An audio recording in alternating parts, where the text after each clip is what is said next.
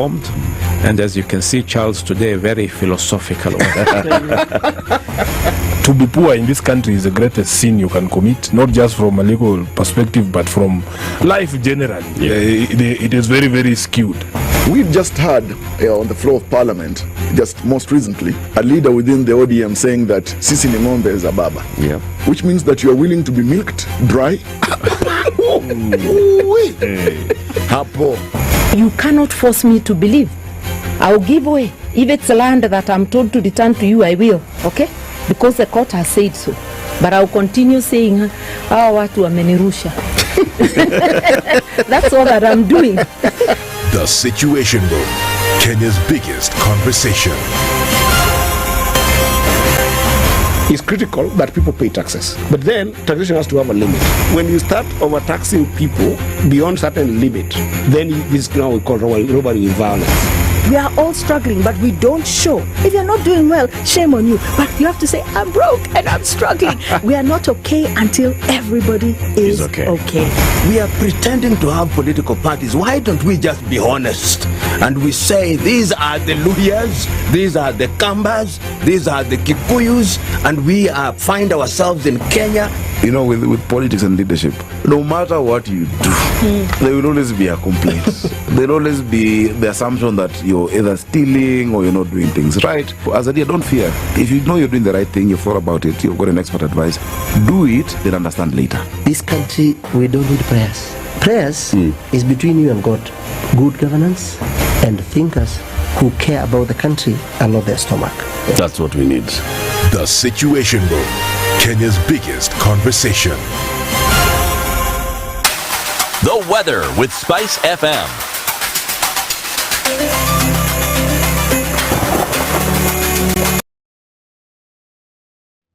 Good morning and welcome to a wet and rainy Monday morning. All right, what's going on where you are today? Let's take a look. We know around most of the country, floods have done the thing over the weekend, and we've seen quite a number of roads that are closed. According to the Kenya Highways Authority, we're looking at quite a number of those closed this morning. Let's take a look at what's happening in the city right about now. On the Thika Superhighway, traffic is starting to flow into the city, and we're going to see that there will be a hold-up right around Survey, and that's already starting to look pretty thick. As you're coming in from Westlands on Waiaki Way, that looks all right. You're fine going through into Westlands, out into the CBD, and on the Southern Bypass, not a problem here at all. All right, let's take a look at what's happening as you come in from the Siokimau, turn off from the SGR, heading out towards Cabanas and then towards General Motors, already starting to really pack up. There's quite some water there, and you have to be very careful as you approach. That means there will be some traffic. Jogo Road also busy, getting towards Haile Selassie, busy as well. We'll keep an eye on things this morning. Help us out. Let's talk SpiceFM KE on X, hashtag The Situation Room.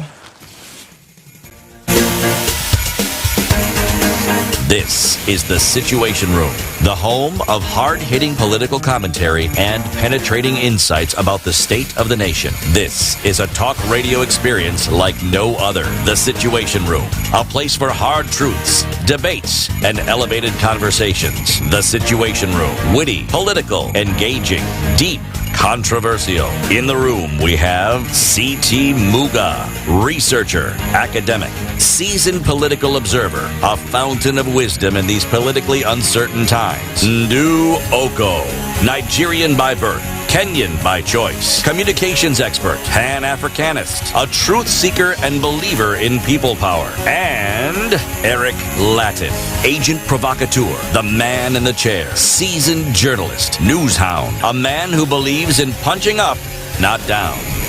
This is The Situation Room, the only way to start your day. Happy Monday. How are you doing? Welcome to the 6th of May, 2024. Ndu, Wagwan. how was your weekend? It was all right. It was? Yeah. Good. I remained dry. Very good. Very good. Where?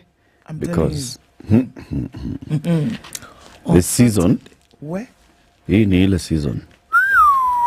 Hii ni ile season wanasema, don't joke. Saturday was the day, man.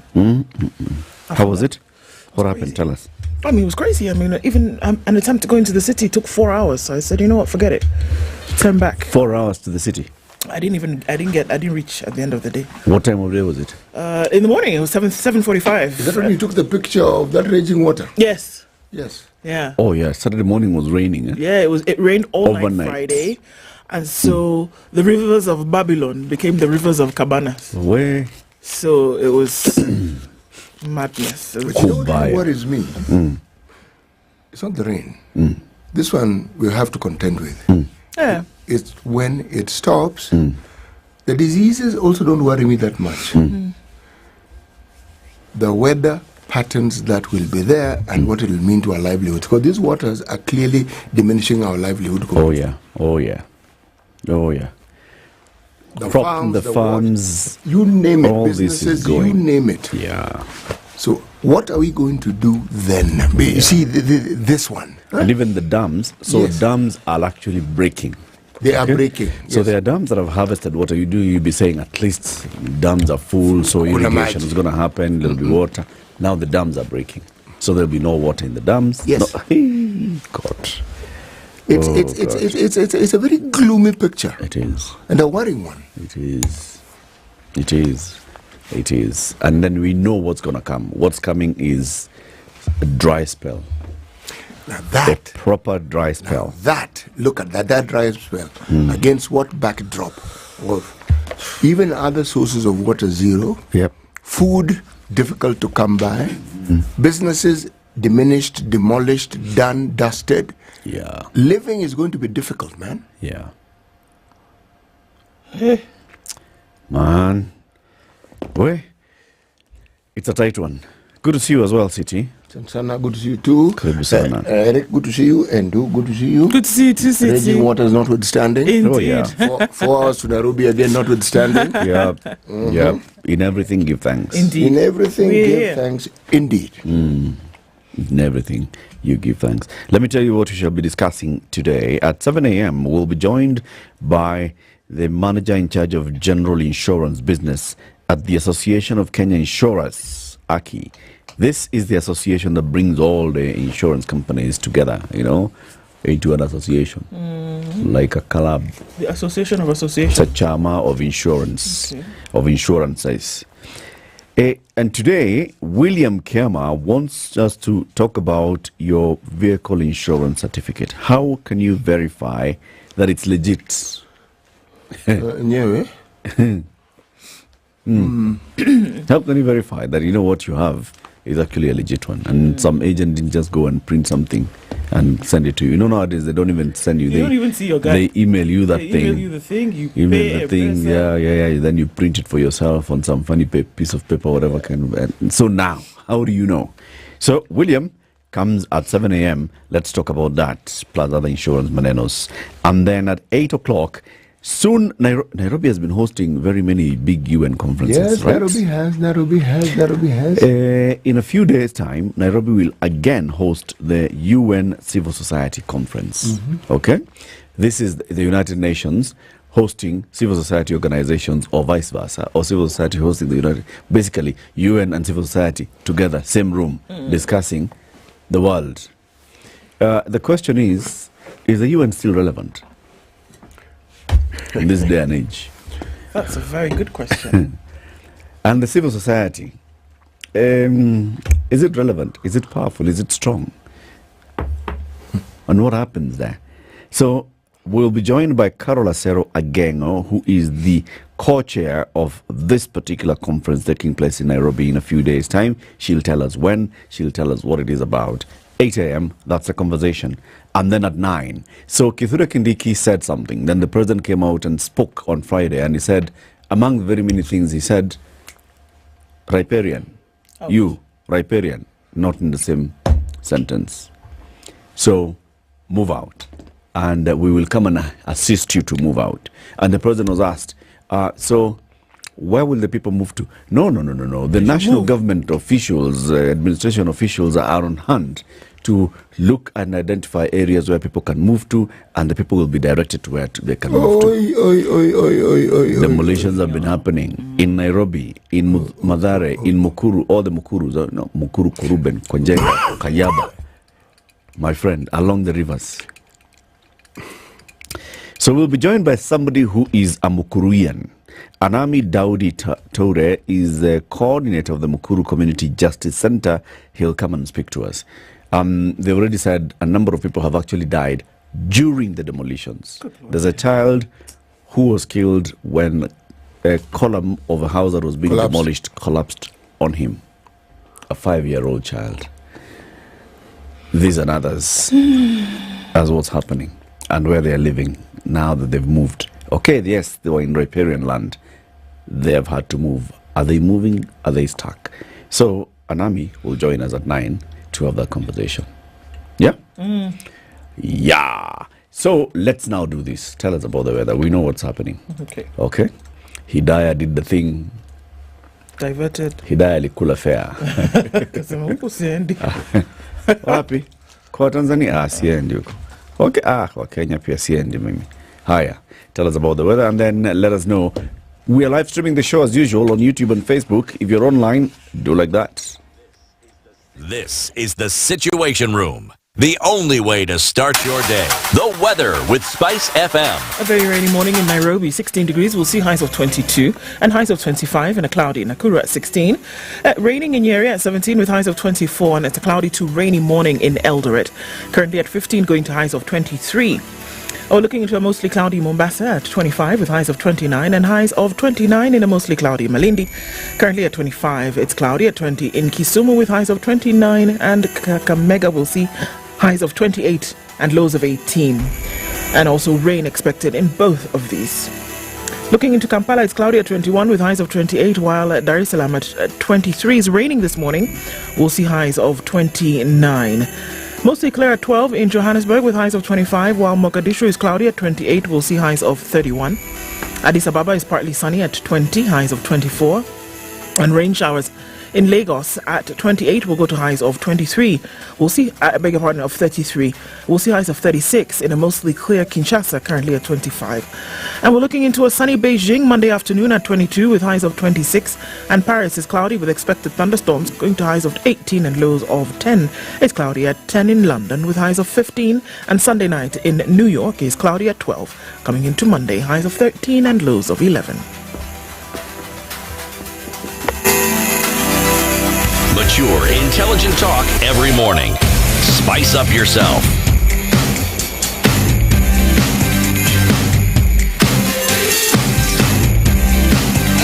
Mornings done right. 94.4 Spice FM, Nairobi. All right, people who are online this morning saying a big good morning to you. Tuning in on Facebook. Hello to you. Tune in from Bahrain, says Mairura Joel. Good morning to you. Matthew Kings is locked in. Odhiambo Wino says Utawala is representing. Count me in from Voi. Taita Huku Hakuna Mvua. That's Rogers Nyange, and he says good morning to us today. Everybody, welcome to the morning. Good morning to the princess, Siti the orator, Latiff the government checker, and Edna the baby girl. Really? We shall tell Edna when she comes tomorrow that this is how you have referred to her. Abi? Baby girl. Kenyans, let's learn to give help to the flooded communities as we wait for the government. Kindly. Sawa. R says, nawaona habari ya wananchi, tuko salama. Good morning to you, sir. Carol Nyambura anatupenda sana and says good morning and have a good day. George Oduri says good morning and blessings for the new day. Joe Mungai wakes up this morning and says cry my beloved country. Floods coupled with doctor's strike is a sad song. Yeah. It is. Yep. Aisha Rashid, salams to the crew. Salams, Aisha. Ivan Zimtabo says good morning to everybody. We love you all. Kindly Kenyans, drivers, slow, carefully this time. The rainy season, indeed. I can urge everybody to do that. Just take it easy, man. You see there's water everywhere. Just slow down. Like, really. Yep. That's all we need in some moments. Tulia. Joseph Mokua says, good morning. Team Situation Room from Marile in Marsabit County. Tuned in. Love your show. Thank you so much, Joseph, for tuning in every morning. Joseph Kimonge says, good morning. Tuned in from Ibencho. We see you as well. Robert Mboko says, tune in from Mombasa. As Chris Amoy is also saying, good morning. Spices, have a good day ahead. Sir George Gashoiri is tuned in this morning and says, looking forward to a great show, Coffee and Spice. How about that? Monday to Friday. Dominic Abuga says, what a rainy morning. Yes, it is. Festus Mulu says, good morning. Rains overnight in Kangundo. Yes, they have. Ellen Paul is tuning from Karatina and is dealing with e-citizen issues, tax payment getting lost. What? What is it? Tax payment getting lost. Lost how? Your own payment that you made? What does that mean? Explain to us what's going on, and perhaps somebody can explain a solution. Good morning, Team Spice, live from Kenton, Washington, says Patrick Waishigo. Stella is tuned in and says, good morning, lovely people. It's a rainy morning, or rather night in Dallas as well. Deep State wants Eric and CT to tell your view about the man who married 2 women in church. Should we all be polygamists? That might be a story you want to take. Why must we all? I mean, Why? Surely. Okay. Peter Kavoy says, good morning, happy Monday. Our sale is set for engaging discussions. Athi River to Kondani Kabisa. Wishing everyone a safe and productive week ahead. Stay safe. Indeed. We must make sure we stay safe. Joe Mburu says, good morning. African adoptee says, Asante Sana from Los Angeles County. Stephen Bogwa is tuned in from the USA. Anne Gore, beautiful lady, is saying, we wish all our fellow listeners are safe. Chamgay to everybody. Nimrod Chokwe says, the government should use the closed hotels to house people from the slums until affordable housing apartments are completed. Which these hotels that have closed down? Which ones? Sudri Hilton, Intercontinental. Oh, Hilton Intercon. It's called Pa. We used to be Grand Regency. Then Lyco. Thank you. Yeah, you see, people are tuned in. Maureen Mathaura says, good morning. It's 40 degrees in Manila. My gosh. What? Crazy. Total opposite of what's happening here, indeed. And we're getting into the winter months in about a month. So that's what it all looks like. But look, it's good to have you guys all here in the room this morning, as every day. Asante Sana for joining us. Karibu Kilomutu City. Yes, our proverbs are from the Republic of Kenya. Of the good people. Of Kenya. Of Kenya. Right. Otherwise known to some people as Kenya. You Kenyans. It's Kenya. Kenya. Quinoa. Sorry.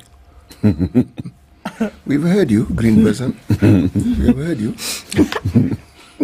Kenya in Kikuyu is a word. What's kunywa? Kunywa is drink. You're on a roll this morning, aren't you? My brother, you have no idea. All right. A rat trap catches both the guilty and the innocent. This is true. Yep. Mtego wa panya huwanasa waliomo na wasiokuwemo. Yes. What? Ati kuomo na kuomo. Just when I think I'm getting a handle on this language, things are just thrown at me. Hey. A rat trap catches both the guilty and the innocent. Ah, yes. It's true. Okay. So long as you're a rat.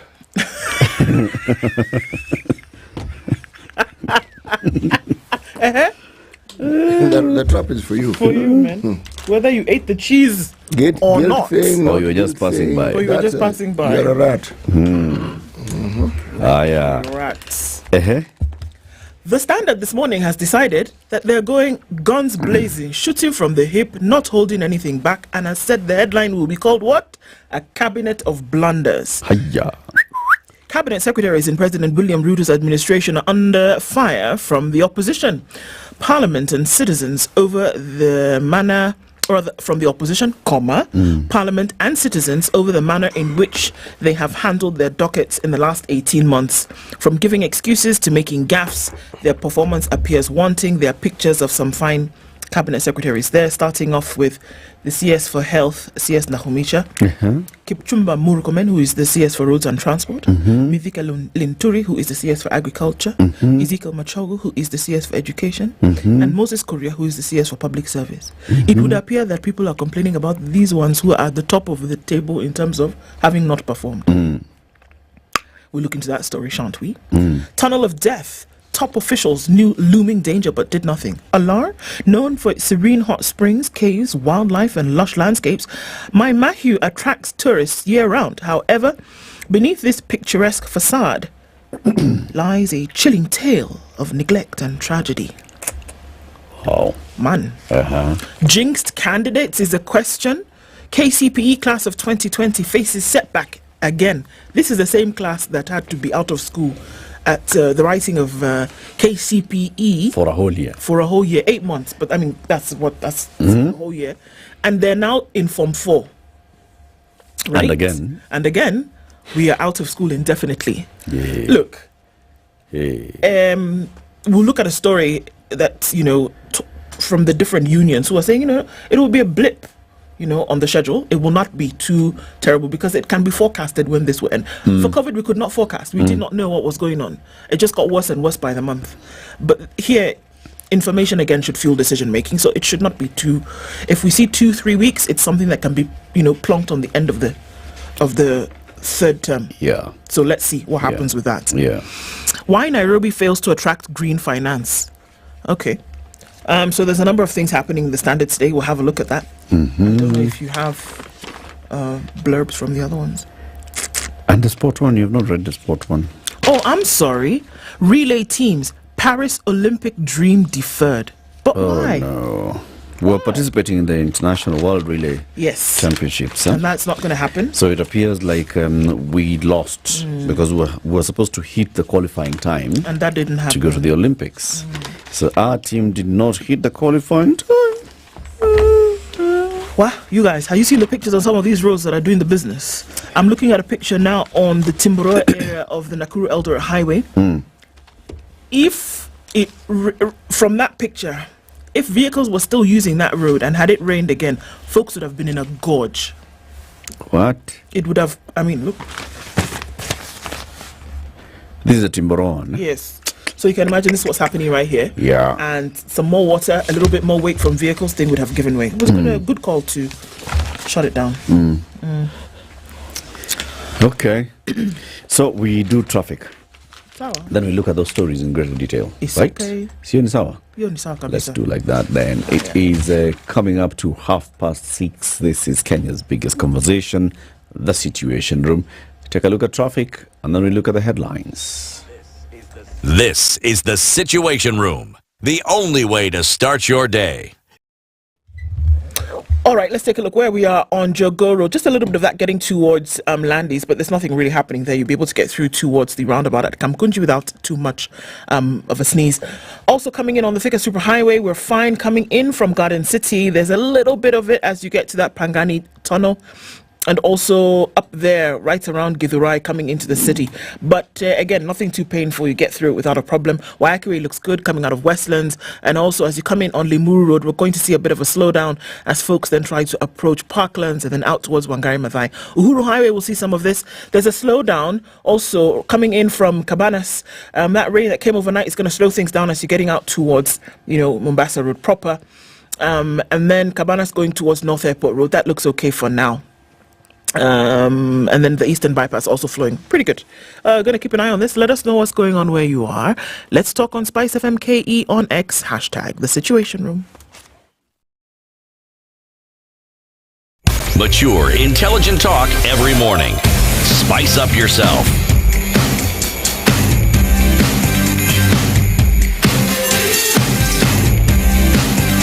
Mornings done right. 94.4 Spice FM, Nairobi. Okay, so what you want to know?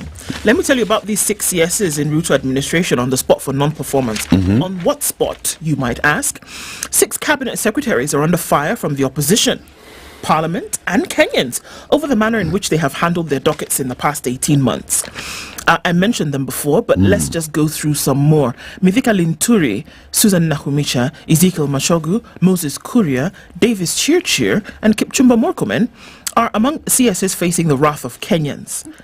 Azimio leader Raila Odinga on Friday launched a verbal attack on Machogu, Nakhumicha and Kuria over the manner in which they have handled their dockets, which he said raised questions as to whether they understand the heavy responsibility bestowed upon them. As per, do you understand what you're supposed to be doing? Do you know the job? Do you know the job?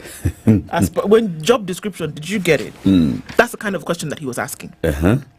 Now, let's look at what's going on with each of these that would want to wonder why this question is being asked. Linturi his fate hangs in the balance due to an impeachment motion hanging over his head in the National Assembly over the fake fertilizer scandal. Okay. It has left the Kenya Kwanza administration hard-pressed to explain how a sector said to be close to his heart could have been riddled with sleaze. The motion to impeach Linturi was tabled by Bumula MP Jack Wamboka after collecting 110 signatures from members of parliament. On the floor of the House, 149 MPs voted in support of the impeachment, with 36 MPs voting against the motion. So, etc., etc. 11-man committee has been formed to find out what's going on with that, headed by Canon. Anyway, doesn't matter right now. We'll tell you later. He's headed by Marsabit County MP. Yeah, she's a Canon. Ndu Okoh. Yeah, that one. Thank you. Let's go on to Nakhumicha. Nakhumicha faces criticism in the manner in which she has handled the medics' strike, which has left services paralyzed. Embakasi MP Babu Owino last month filed a motion in the National Assembly seeking to have her impeached over gross violation of the Constitution and incompetence. Owino stated that as a result of the strike, the fundamental rights of the citizens, the right to life and quality medical care had been compromised. Nakhumicha, who appeared before the National Assembly plenary to answer questions last month, said the Ministry of Health is ready to renegotiate. Then it was interesting because there was a return to work formula that was signed with only one party last week. Only one side signed. Yeah. The government only the government was there to sign the return to work formula, and then they said we have arrived at a return to work formula. So doctors, you can now go back to work. Doctor said, who, where? What's going on there? Surely. What's going on there? For goodness sake. So that one. Let's go to Machogu. He's received criticism majorly because of the recent flip-flop on school reopening for second term. Hours to the reopening last Monday, he sent a statement to in the dead of the night, postponing reopening which inconvenienced students who had already travelled to school. He had gone on to say, based on reopening and non-reopening, political leaders and Kenyans have said the CS has lost a grip on his ministry since they could not understand why he would make such a crucial decision at the 11th hour. It was the first hour. Let's be fair to the man. It was not the 11th hour. It was in the first hour of the day. Indeed, it was. They then said that then they now had a meeting and they said schools will reopen no matter what. After a few hours, the president said, no, schools will remain closed indefinitely. So people are wondering, no. This was not Machogu, by the way. It's not. Let's just be honest. I would fault Machogu for something else. This is not Machogu. On this one, I'm not. You know me. I'm with the whip. In fact, ask yourself why it is he announced it at the hour. Which there must have been some back and forth and back and forth in the course of the day, and back and forth and back and forth. Until 1 a.m. Of course. I don't think this was him. If you ask me what I would blame him for and why he should be on this list, I can give you very many. But this one, no, I wouldn't say. No, he's on it because he did not provide proper leadership or guidance in terms of say this is communication. and communicating properly. But he's not alone on the decision on schools. No, he's not. I think, or maybe that's where the problem is. That he should have come out and said very clearly, this is what we should do, this is what I see. That it would appear that he did not act with foresight and say it is very evident what is happening, even to make a suggestion and say, guys, this is what's happening. For my docket, we cannot operate. The decision to suspend reopening of schools was made by his boss because the guy who was supposed to do the job was not doing the job. So, okay. The thing about an opinion is that you can change it really quickly. Therefore, I change it. For that reason, let's put him on the list. Okay? Let's move on to the next one. Siti, I can see you looking at me. Let's move on to the next one. Machogu. We finished with him. Okay. Now we're going to Kuria. Okay. Kuria's proposal to have all public servants put on contract has been received with not just frustration, anger. The opposition and workers' unions have sworn not to allow such an unpopular decision that will claw back the gains made in the job market. He said during a press conference over the ongoing doctor strike last month, he threatened to table a proposal to convert all public servants to employment contracts. He said a review of the wage bill had established that it was not sustainable having all employees on permanent terms. Atuna pesa, that's what he said. How is it possible that 1 million public servants take home 50% of our tax revenue? Something is terribly wrong when 1 million people take home this money and 53 million people take home the remaining 50%. So in fact, all of you. That statement is erroneous. How? You see, when you say it's the presentation, when you say 1 million people take away this amount of money, by simply making that statement, you are alerting the entire nation to saying we have allowed, 1 million people, I'm assuming that is the sum total of those who work for the government, okay, whether it's national or county. And what we are paying them amounts to 50% of whatever we collect. Yeah. First of all, question number one, is that actually true? It is. All right. From the SRC boss, the National Government Public Service takes 47% of our revenue.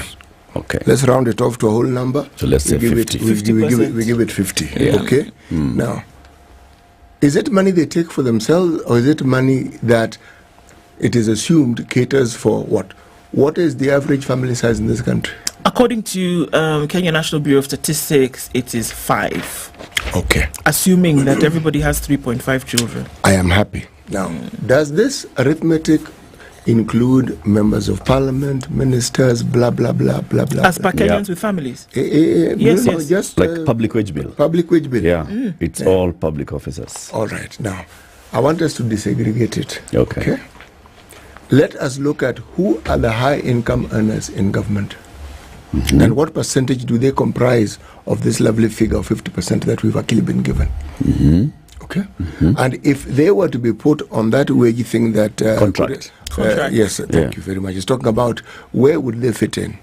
The reason why I'm asking... Actually, that if you think about it, state officers are on contract.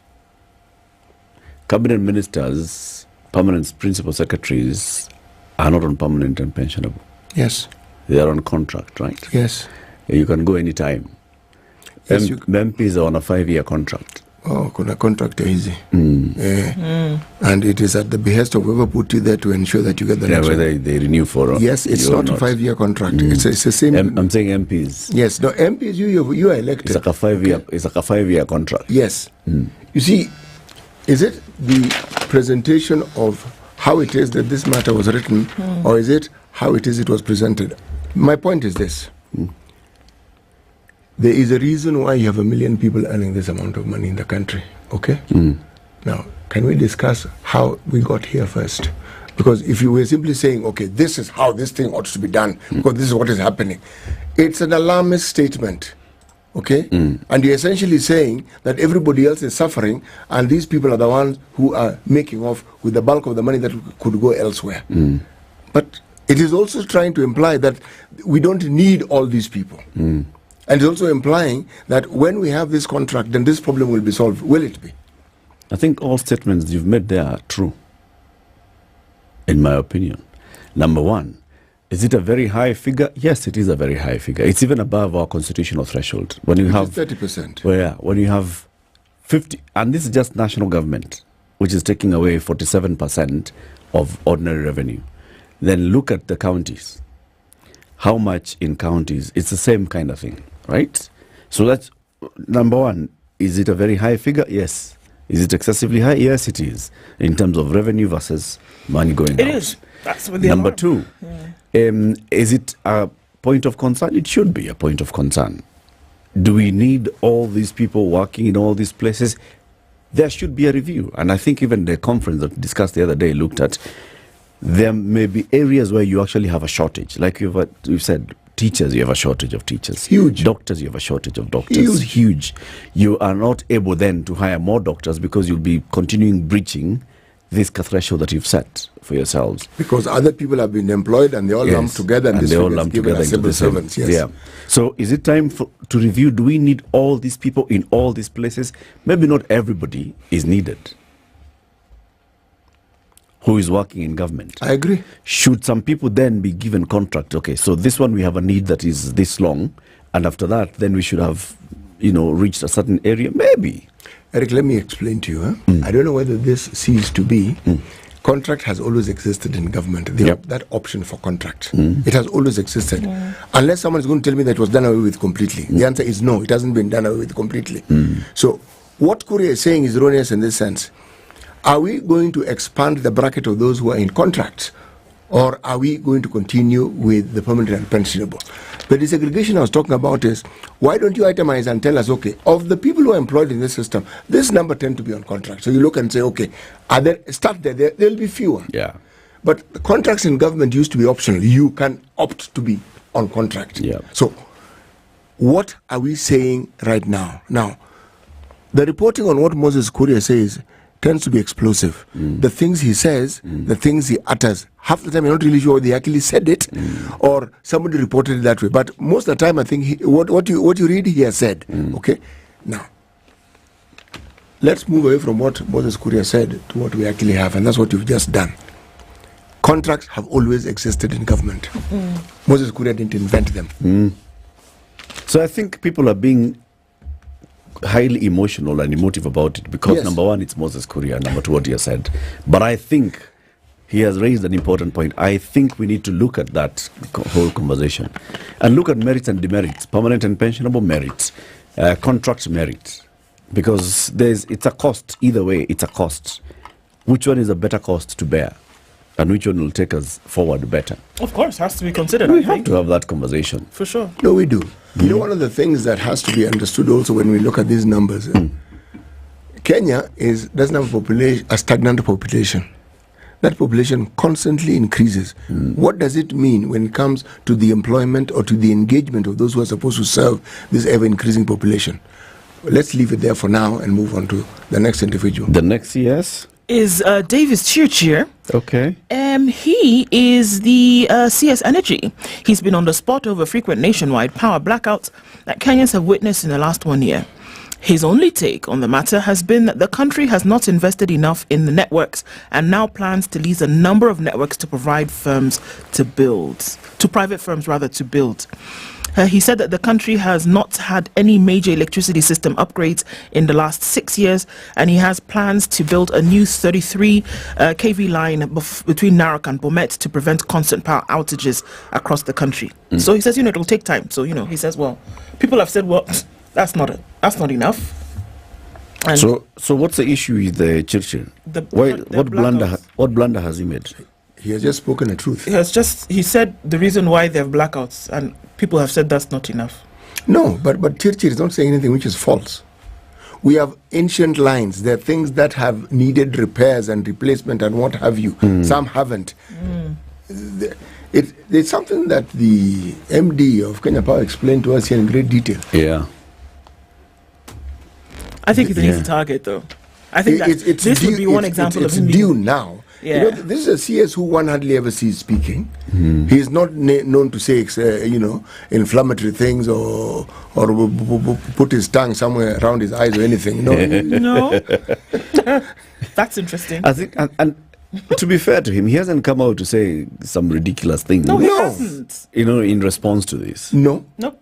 He hasn't. No, he just said. Or maybe that's a problem. The silence could be the issue. It's dark in blackout, and the result of the blackout 1, 2, 3. And the chap who's supposed to, he's also there, in darkness. Maybe that's a problem. The thing that you're saying is not an issue. It could be the issue for people. Could be the issue for people. Yeah, man. Okay, next guy. Murkomen has been on the receiving end of increased accidents and some shameful occurrences, like the leaking roof at the Jomo Kenyatta International Airport. Now he's taken a hit proper over and over again. He's also come under fire for the pitch darkness at JKIA. So whose fault is it? Darkness is... No, there's a generator problem. It's not darkness. Okay.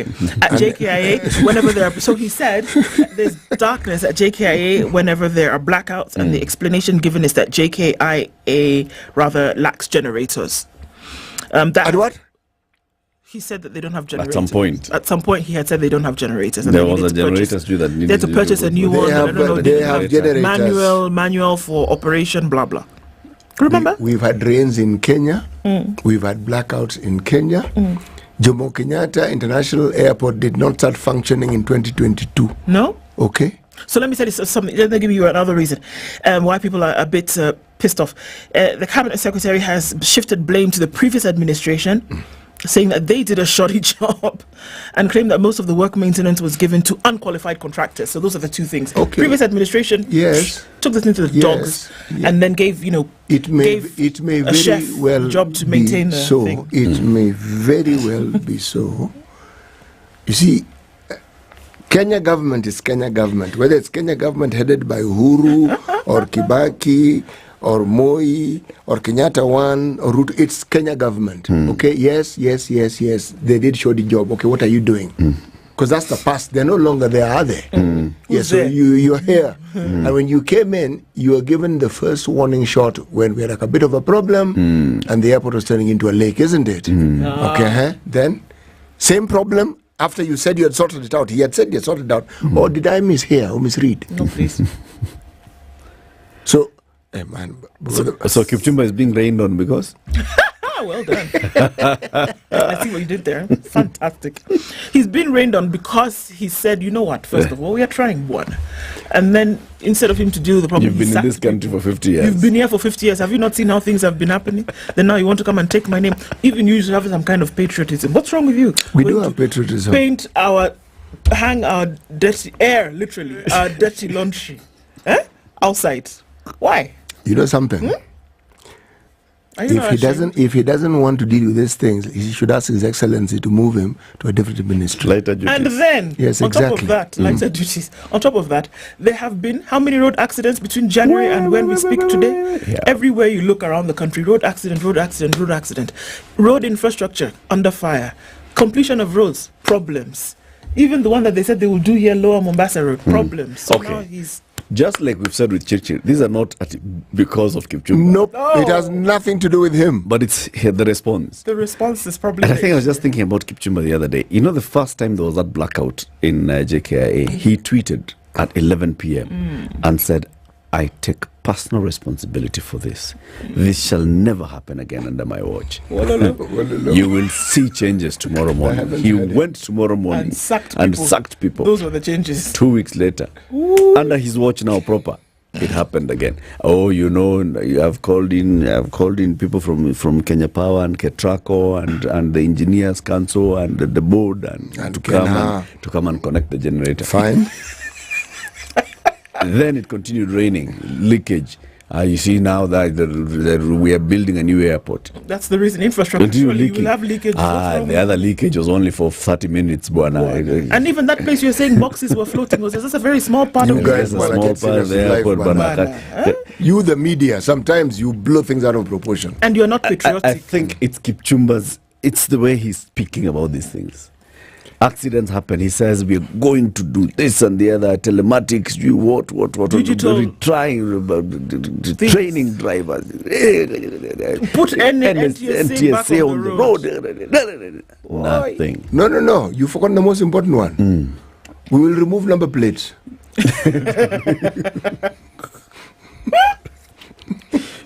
As if that will stop the rain. Hey, for Kipchumba, it's not because of the things that he's doing, it's just the things that he's saying. His manner of response is very interesting. So these... Kipchumba didn't bring the rain, okay? Neither is he causing accidents. Kabisa, and those problems at JKIA must have existed, as he says, before his time, okay? So it's not as though he went with the hammer to start collapsing the roof of JKIA. That problem was there. The heavy rain simply brought out in the open. But the response, my friend... Very important. So those are the guys who are coming under fire. And everybody's Moto. Okay. So the Standard has done a couple of stories on this Mai Mahiu tragedy. Okay. So first of all, they're explaining, so what really caused this tragedy in Mai Mahiu? That is an excellent question. Yeah. So apparently there's a tunnel that's located deep within a dense forest, the wooded area protected by Kenya Forestry Service. Now, there's a tunnel there, which is now an abandoned relic of Kenya Railways. The neglect is evident from its visible cracks and signs of decay. Walking towards this tunnel, you see old railway tracks partly covered by moss and undergrowth disappearing into the darkness. Inside the tunnel is a cool dump, the river with river water seeping through muddy soil hanging from the walls, signs of destruction stretching beyond the nearby villages. This was a seriously long tunnel, about 600 meters long, 300 meters wide. Okay. Over time, this tunnel, it's an old railway tunnel. Rain comes, debris falls, blocks the tunnel. Water comes, sits in this tunnel for long. So it's a dam that is 300 meters tall and 600 meters long. That's just collecting water, and started showing signs of cracking. Locals started alerting Forest Service officials. Forest Service officials alerted Kenya Railways officials. Apparently, it's reported in this story that Railways officials had even come there to check it out. First of all, some guys came, they went. Then some days later, another team came from Kenya Railways. They looked around, they went without saying a word. So locals were now, some were aware of what's happening, these cracks, and were raising alarm and trying to tell people, please, let's move. This thing looks like it's going to burst. And people were saying, now we have nowhere to go. It happened. One night, where the thing burst and everything came from that forest down. You know, I was really, really, really hoping that a story like this would not come out. I was hoping that it was Mother Nature. Yeah. I was praying that something like this, where somebody didn't warn somebody before, or that somebody did not ask for help before and it was never done, would never resurface. But then here we are, a week later, and indeed, there were warning signs before and nothing was done. Yep. I mean, for crying out loud. The people who were aware of it were aware of it. The story says a Kenya railway official visited the site again on Friday, 2 days before the tragedy, to assess the situation. On Saturday, Kenya Railways came back with a team of people and they left. This is according to a tour guide who requested anonymity. The tour guides and rangers reported that the tunnel was full after River Tongi, which flowed through the tunnel, was blocked, causing visible cracks that prevented access to tourist sites in the area. The staff and casual laborers of a company that was laying fiber optic cable along that area had even stopped going to work because they were saying this thing looks dangerous. So all signs had been there, particularly to some authorities. That means the area chief knew, at least the ACC, the Assistant County Commissioner, should have known. That's a lot. DO, Kenya Railways knew about it. They could see that this thing is happening.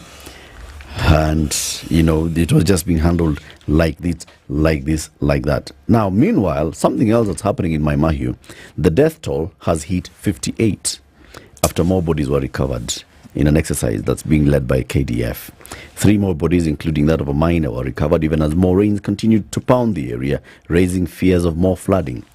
This came as the government moved to close the makeshift camp that is set up at Ngea Secondary for families that have been displaced by the floods. Authorities announced that the victims will be relocated to rental houses paid for by the Nakuru County government with the help of the national government. Governor Susan Keheka said 32 people are still missing, and the search and recovery operation is extending to neighboring villages and dams where the floods swept through. She says there'll be a memorial service this week for the victims, and the government will meet all the burial expenses, and the rented house, 56 households will be moved to rented houses by the county government.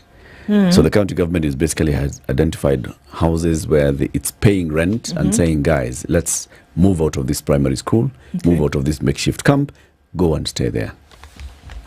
Okay. One can only hope that they'll at least continue paying for them for a bit. This sounds like a plan whose existence is clear, whose direction is clear. But there's a discussion here. You see, the Rift Valley lies in what you call a fault zone. Okay? Maimao is in the Rift Valley. You have a Menengai crater. There's something that must be spoken of, and experts must tell us and explain to us what it means when you have such heavy rains and you have areas that lie within a fault zone. Now, I want to take it a little further. When we talk about geothermal power and digging into the earth, and some of it around the areas like, say, Menengai crater, is it possible that this could disturb the elements, or can it begin the disturbance of the element of the earth's crust in that area? 2, when there isn't sufficient water supply, as we know it from the dams and from existing water places, and we keep digging wells, and the numbers keep increasing, are we interfering with the surface of the earth to the point where when it rains, as it has rained, we are likely to have catastrophes of unimaginable proportions? And if that is the case, then we will then expect that whenever we have heavy rains, we expect calamities such as the one we've seen. Because we saw this in Solai. The Solai Dam catastrophe was unimaginable. We had never seen it, we'd never heard, and it was something that, it was so monumental, it was monumental plus. Now we have Maimahiu. All in the Rift Valley. What are we speaking about? What are we looking at? What are we seeing? Those are pertinent questions, I think, that you're raising. Indeed.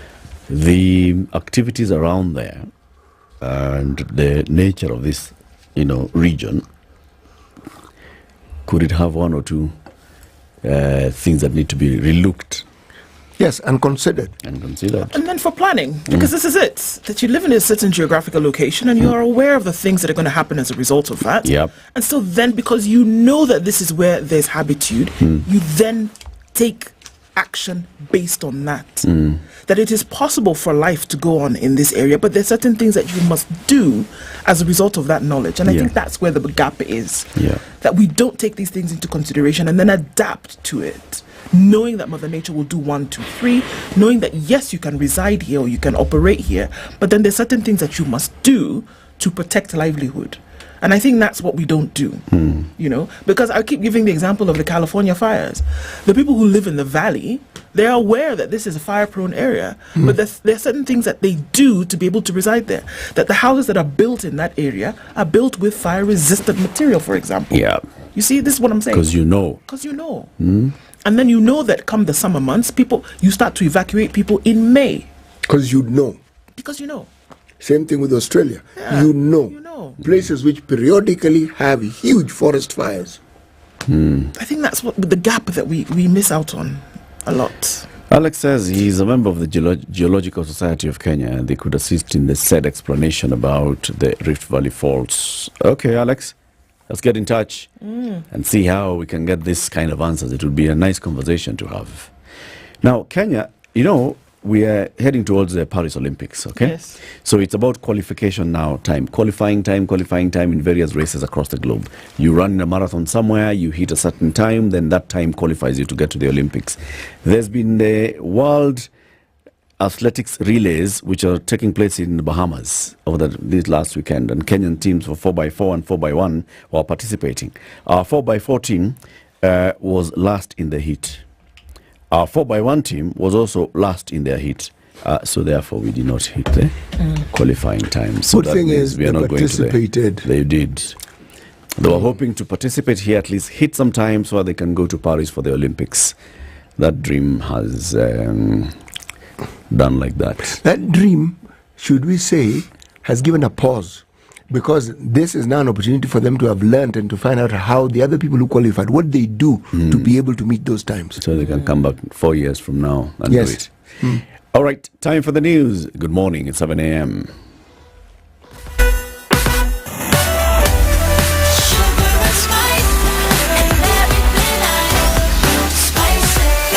Spice up your life.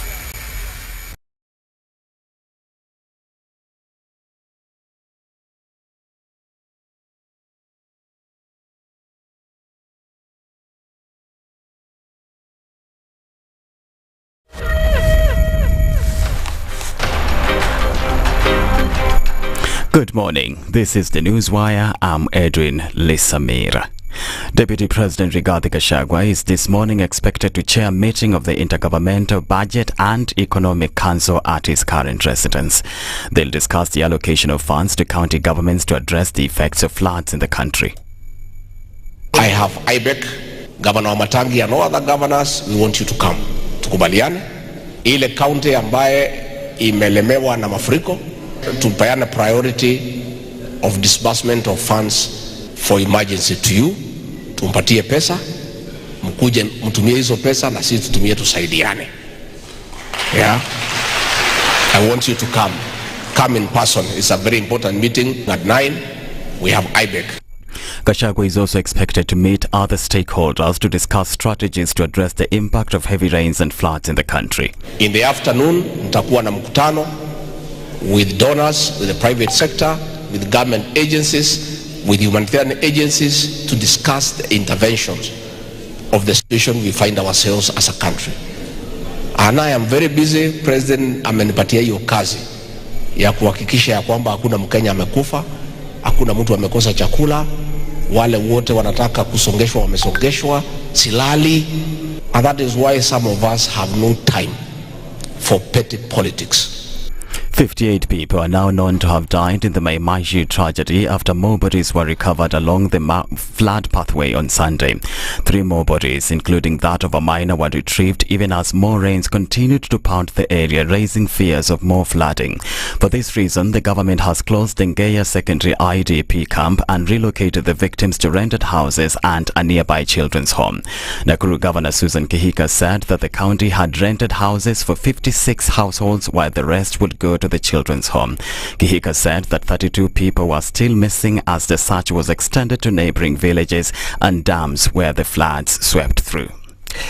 Nurses have threatened to go on strike in the next 7 days if the Salaries and Remuneration Commission (SRC) does not implement their collective bargaining agreement. The union will convene its governing council this week to ratify the strike notice. The Kenya National Union of Nurses Deputy Secretary Maurice Opetu is opposed to the government's proposal to extend the contract period of nurses working under the Universal Health Coverage Program. He wants the nurses to be employed on permanent contract. The contracts as they are today are illegal and are untenable. And therefore, when they want to say again that they are extending them, then they are extending illegalities that us as the unions cannot encourage and cannot entertain. So on this, we are also going to call upon our National Governing Council to give us a go-ahead to call for an industrial action. The Kenya National Union of Nurses Secretary General Seth Panyako is opposed to the proposal to hire public employees on contract instead of permanent terms. Wanatuona sisi kama wakora.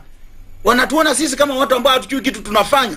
Zile barua leo nikichukua barua kutoka kwa wizara na nipatie wafanyakazi niwaambie hii ndio serikali imesema, watasema hiyo ni uongo. Hiyo barua imetoka River Road. We have no trust in instruments from government. Government must work as a jointed institution. It cannot work as a disjointed institution. And finally, the Kenya National Highways Authority has reopened the Kamulo-Kangundo Road. This follows the subsiding of floodwaters at Joska, a section of the highway that was fully submerged after heavy downpour. Ken has said the Joska Athi River Bridge is stable and not overstopping at present, although the water levels remain high. The authority appealed to motorists to approach the section with caution because the ongoing rains could lead to flooding. That's the Newswire. I'm Edwin Lisamira.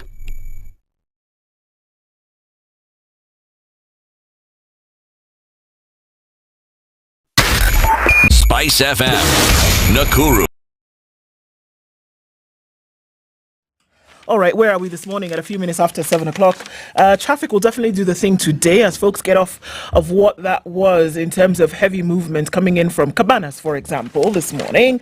Still some traffic there as folks are trying to get out from that junction from the expressway exit and then out towards Imaradaima. Imaradaima and then outwards is not doing too badly. We're looking at traffic then trying to connect from Cabanas through towards North Airport Road. Inbound traffic from the Eastern Bypass is already doing the thing. The Thika Superhighway heavy with traffic this morning as you come in through the junction from Outer Ring and then towards the CBD. All right, also on Limu Road, we saw that happening earlier and it's starting to build up as you get out towards the city as well. We're going to keep an eye on things. Let's see what happens as we get into traffic hour. We'll talk. SpiceFM, KE on X, hashtag The Situation Room.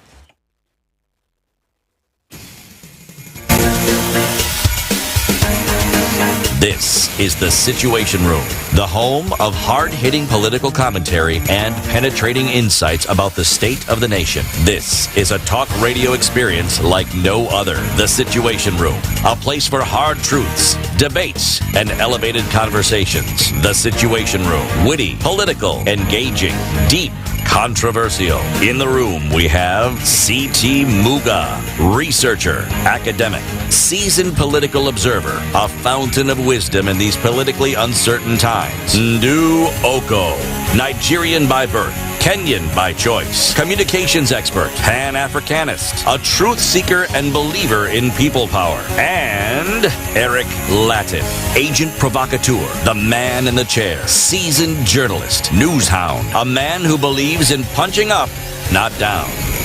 This is The Situation Room the only way to start your day. The rains continue. We still call upon everybody to stay safe and make sure you take steps to stay safe.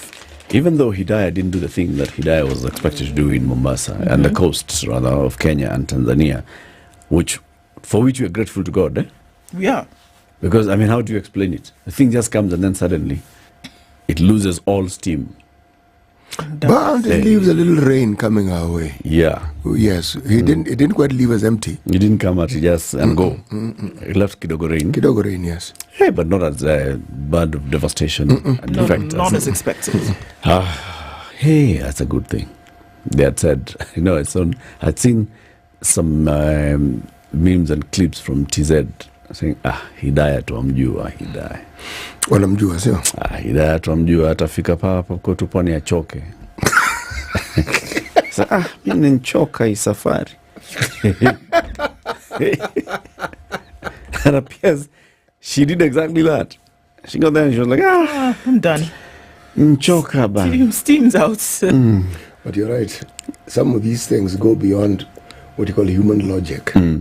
So you have to attribute the occurrence to the beyond reason appliance. This has nothing to do with us. And if we participated, then it was we entreaties. We called upon God to intervene. Otherwise, there is no way you can explain these things. But I'm sure that people can explain and say when the southerly wind met with this particular cyclone and somehow this and this and the other. And the equator and you what. And they'll give you some explanation which befuddles you completely. And they'll tell you that. Which is what has been used before to say why we don't get cyclones. Yeah. Because we are the equator.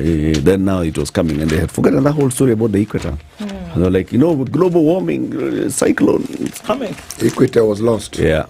Now we're back to equator. It's equator. Anyway, Ndu, at 9 minutes after 7 on this 6th day of May, 2024, Shika Nini? Shika Showmax. Yeah. I want you to upgrade your entertainment experience on this renewed, rejuvenated Africa streaming platform that is Showmax. You watched football over the weekend, did you not? Did you see that spectacular match that Liverpool played last night? It was great. Mo Salah was in top form. Now imagine, you can watch such live football on Showmax. Live football, your Premier League, live matches, fan content, everything like that. See folks like Mo Salah in action. This is what we are saying. These are the kind of people. Those are the kind of people that you will find if you just pay the monthly subscription for as low as 300 bob. Log on to www.showmax.com or you can download the Showmax app and you can find all these wonderful things. Now, if your thing is movies, after you have seen the exhilaration of Liverpool beat Tottenham, if your thing is movies like CT, the douche films with the gudu, all you need to do is do the same thing. Log on, pay up, and watch. You can download the stuff and watch it when you're on the road trip to Tamu. Nice. Nice. And as CT is driving on his road trip to Tamu, he must have a valid insurance license. That is important because you can be stopped by now traffic police plus NTSA plus everybody else. Bala. Yes, they'll stop you and check. Mzee, habari yako? Have you let a license? Okay. Take the license. Sasa unajua hiyo insurance yako imeisha? Hapana, haijaisha. Angalia. Toka tuone. Toka kwanza. Unajua leo ni tarehe ngapi? What is it that they check in those needs? They just check the date. They check the date. And that's it. That's just about it. So because nowadays you can print your own thingy. Not nowadays you can. Nowadays you print. They send it to you and you print. So if you don't have a color printer that has a you just print. Yes. Can they verify whether it's real or not? See, all they need is to check the date. I really check validity via I really wouldn't know. I really wouldn't know, but I assume that since you have it, it must be valid because usually you don't get it yourself unless the people who get it themselves. It is sent to you by your insurer. See, we are graphic designers, bwana. If we can print a degree, Sembuse insurance. Degree is small. If we can print a banknote. Sembuse insurance. But there's somebody here who's going to help us understand how to actually check the validity of your insurance certificate. William Kema is the manager in charge of general insurance business at the Association of Kenya Insurers. William, good morning. Good morning. Welcome to the hot seat of the Situation Room. Thank you very much. How was your weekend? All right. The weekend was okay. You stayed dry. Yeah, very wet. It's important that you stay dry despite everything else being wet. Yeah? True, yeah. Karibu sana. Asante. Now, to welcome you to the conversation, CT will give you the day's proverb. This week, the proverbs are from the Republic of... Kenya. Kenya? Yes, it is from the Republic. Well, it's an East African country. The one which was just bypassed by Hidayah, whose capital is Nairobi. Well, those who do not know the above, let me just tell you the country is called Kenya. Okay. Yes. Because there are listeners who may not know. This is true. Simple proverb, straightforward. A rat trap catches both the guilty and the innocent. A rat trap catches both the guilty and the innocent. Yes. On the highway. William, do you understand this proverb? What's your interpretation of it? What do you think it's saying? I've not tried to grasp exactly what it means. Think about it. Yeah. Say it again, City. A rat trap catches both the guilty and the innocent. Yeah, I now understand. I can give an interpretation of the same. Yeah. Because whenever, even if the trap, whenever you have you have a situation, it doesn't matter whether you are guilty or innocent. For example, like now we have the floods. Whether you are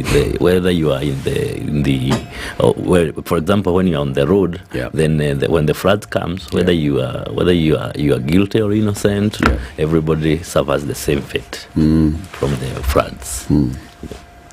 Or when you're in a multi-vehicle pileup in an accident somewhere, you may just be the one who was completely innocent. Yep, keeping to your lane, driving at the required speed. Yeah, somebody in front, ahead somewhere, did some emergency brake.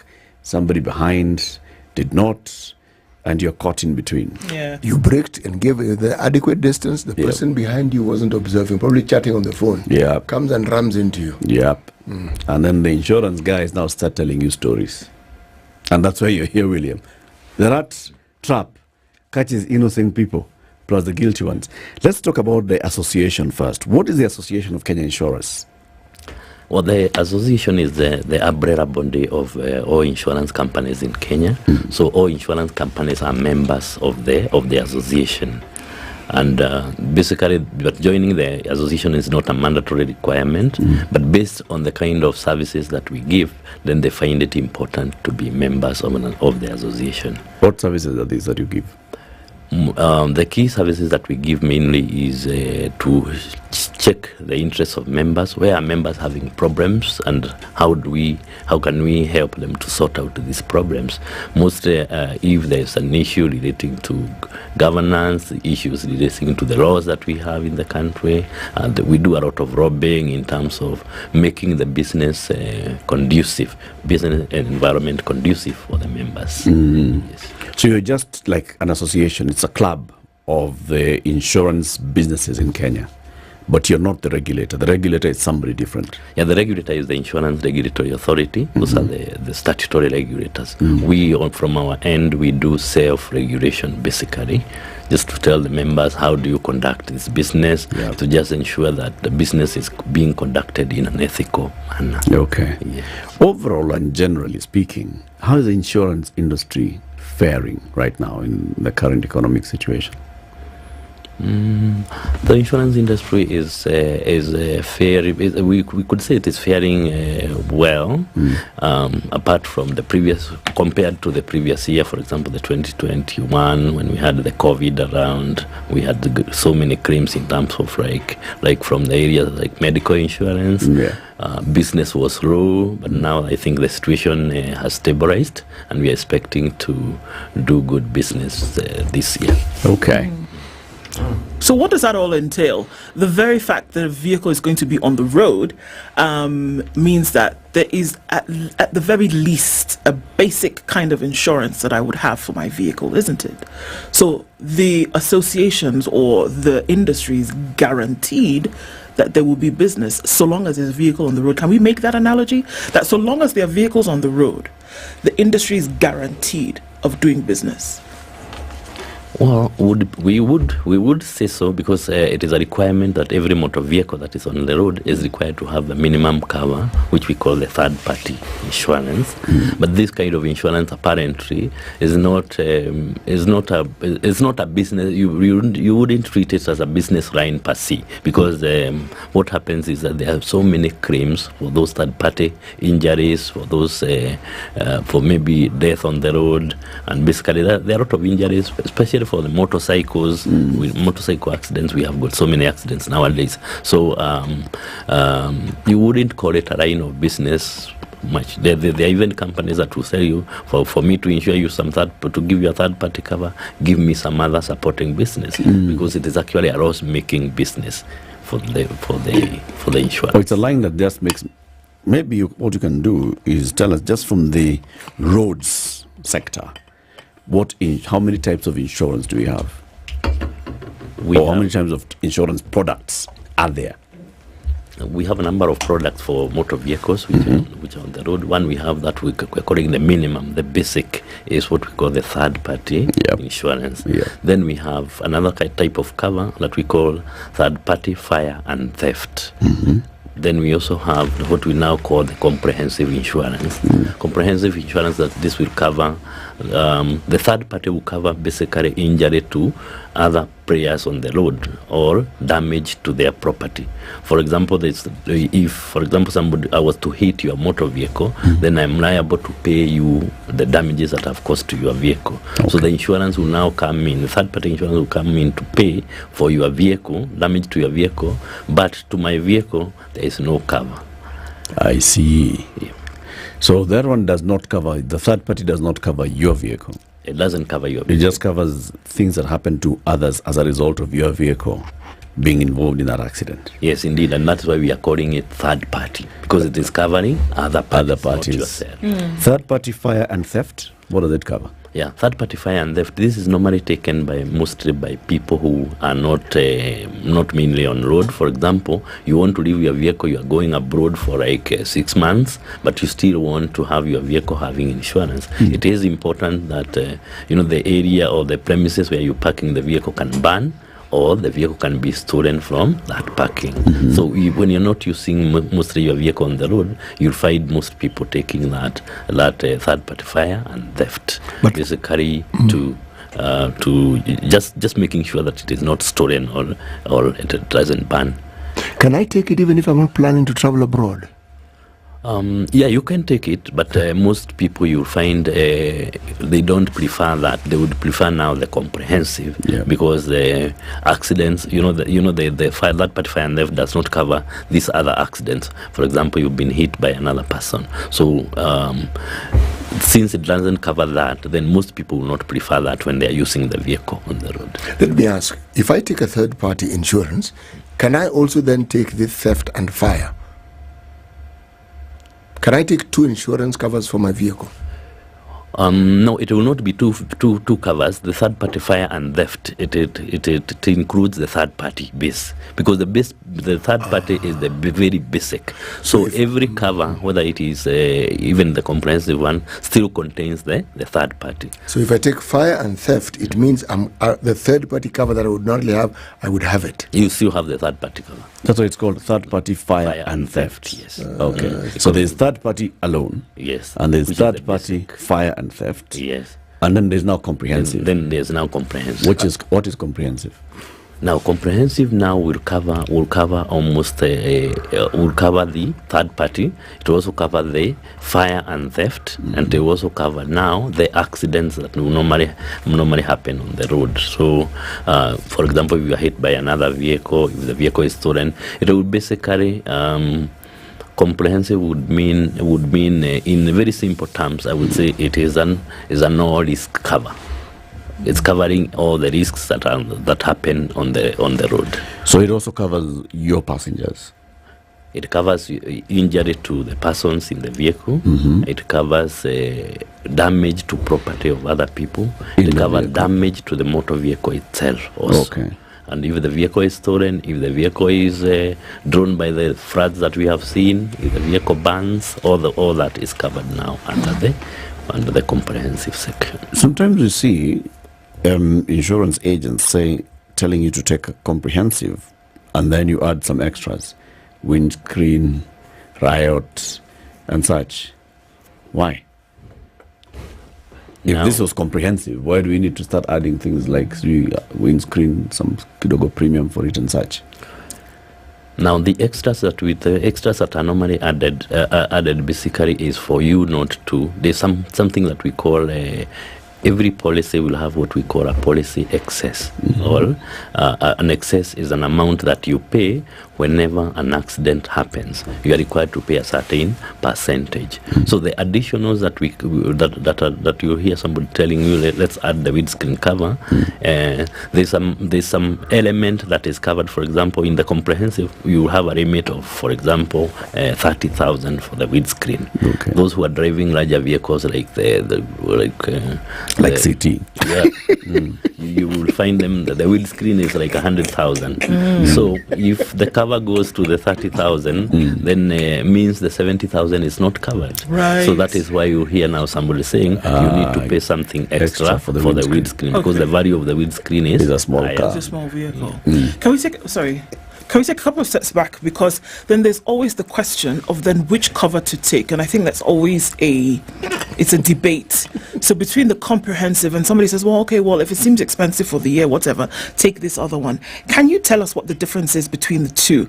I mean, comprehensive denotes a certain thing. We already can imagine what that would be. And then the other, which is a third party, what is the difference between the two, and which is recommended beyond, of course, that, you want to sell the one that's more expensive, obviously, but what's the difference between the two? As I mentioned, the third party only is a very basic cover. That is the very minimum cover that you will have, and I'm saying that will only be covering injuries to the persons, to third parties, and it will not be covering your motor vehicle at all. Okay. Damages to your vehicles, to your motor vehicle is excluded, but damage to other people's property and injury, that is covered now under the third party. So the comprehensive is a bit expensive. For example, for a basic car, I would say for a small car, you'll pay like between 5,000 and 7,500. That is for a third party. Now, when we come to the comprehensive, there are basic things that we look at. What is the value of this motor vehicle? Then when we get the value of the motor vehicle, we'll apply a percentage. For example, you'll find some companies applying a rate of 4%, other companies applying a rate of 5%. Of the value of the motor vehicle. So this is basically how the premium is calculated. So the premium will be higher for the comprehensive, and the coverage is also wide. Yeah. For a more expensive vehicle, obviously.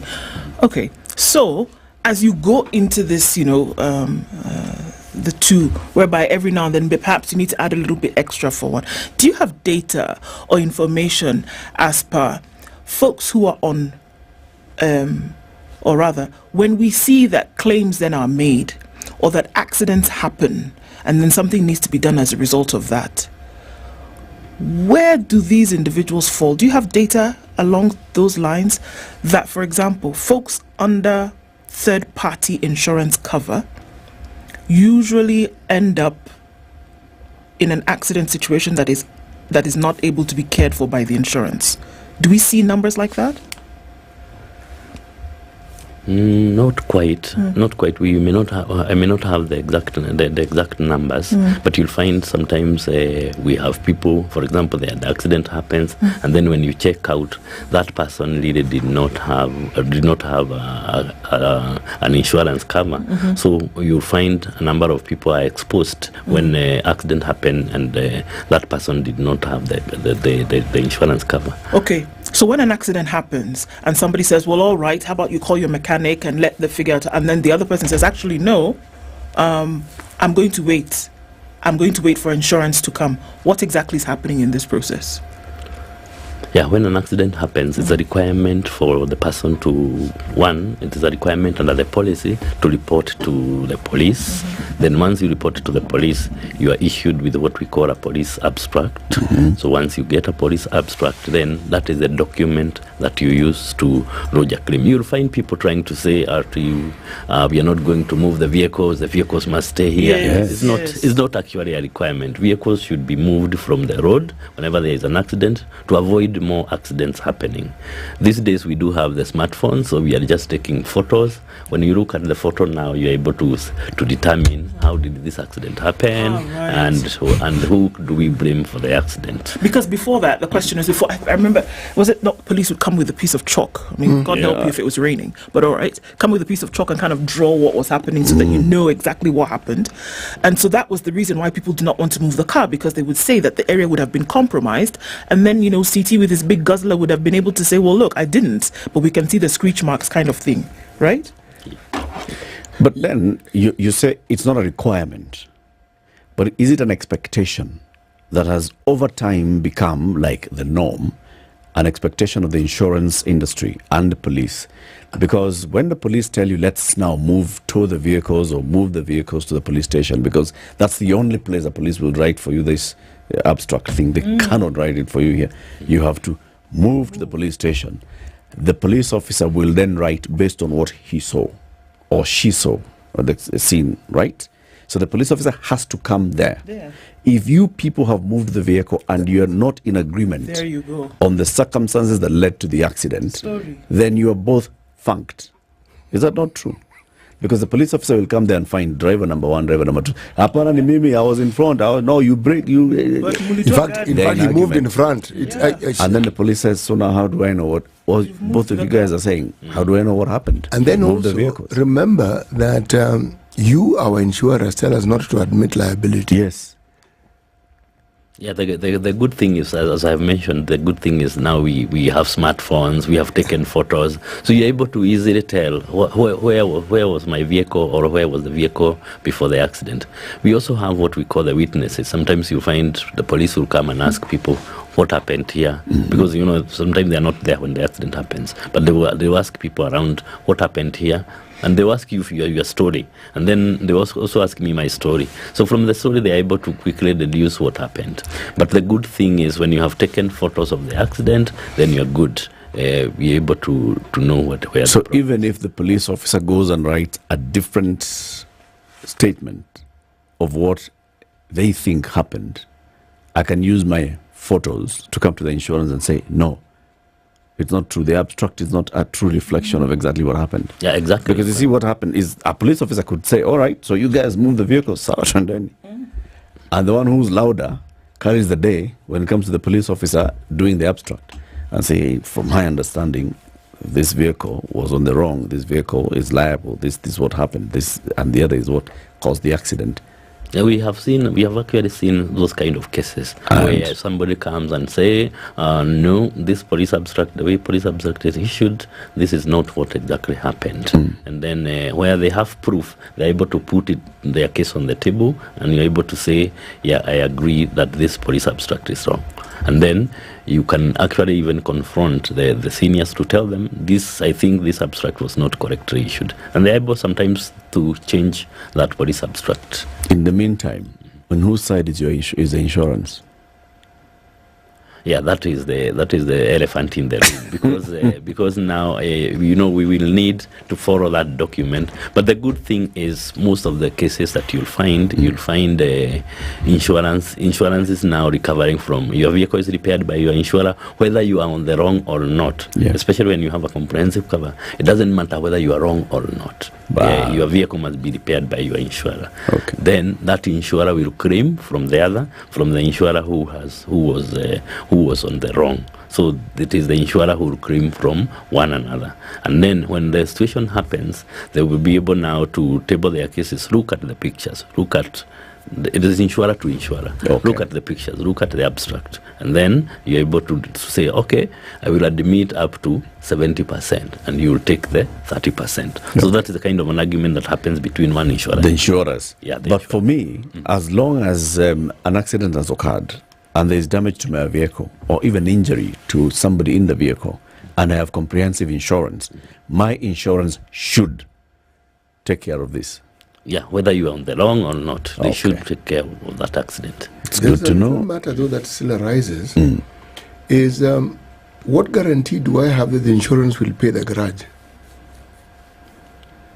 When you've taken the vehicle for repairs. Taken your vehicle yes, and they've repaired it. Hold on to that. You'll answer that question. It's a very big one.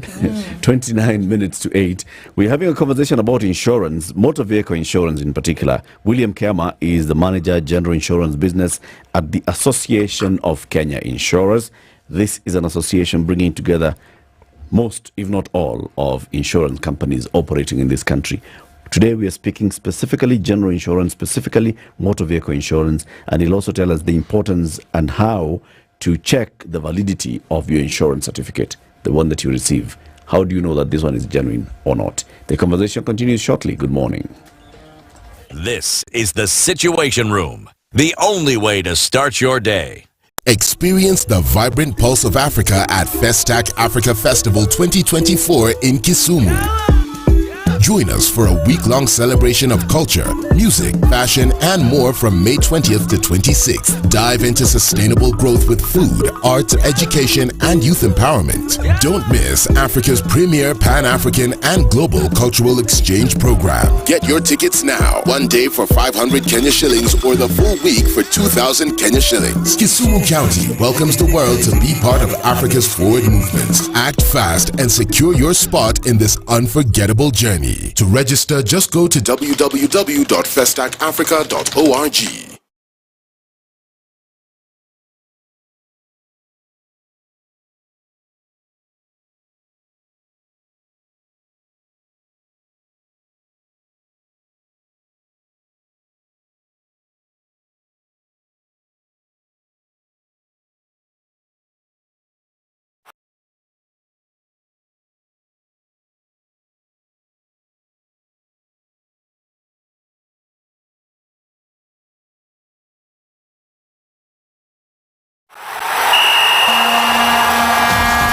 Shika so much more from the Premier League on your phone or tablet with Showmax. Skips around, With Showmax, you can pause and rewind live matches and start them late and watch them as live if you are late. And Showmax has a range of data-saving options so that your network doesn't affect your fun. It's ended up in the back of the net. It's just a Kabore. Shika so much more from the Premier League with Showmax from just 500 shillings a month by card or by M-Pesa. Shika Showmax. Streaming for Africa. Sign up on showmax.com. Lights.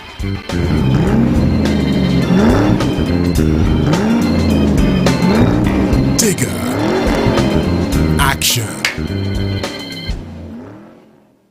Do you have the passion, the interest to tell a story to the world in your own style? Well, we're ready to take you in and help you grow your talents in the media The rain industry. continues in Nairobi. It's 16 degrees. We'll see highs of 23. And we're looking into cloudy conditions in Nakuru, going to highs of 25 and lows of 15. It also continues in Nyeri, coming down. Rain at 19 with highs of 24. And we'll see in Eldoret cloudy conditions at 16 with highs of 23 and lows of 15. It's mostly cloudy in Mombasa at 25 with highs of 29. And we'll see highs of 29 in a cloudy Malindi at 26. 21 and cloudy in Kisumu with highs of 29, and we'll see highs of 28 in a cloudy Kakamega at 19.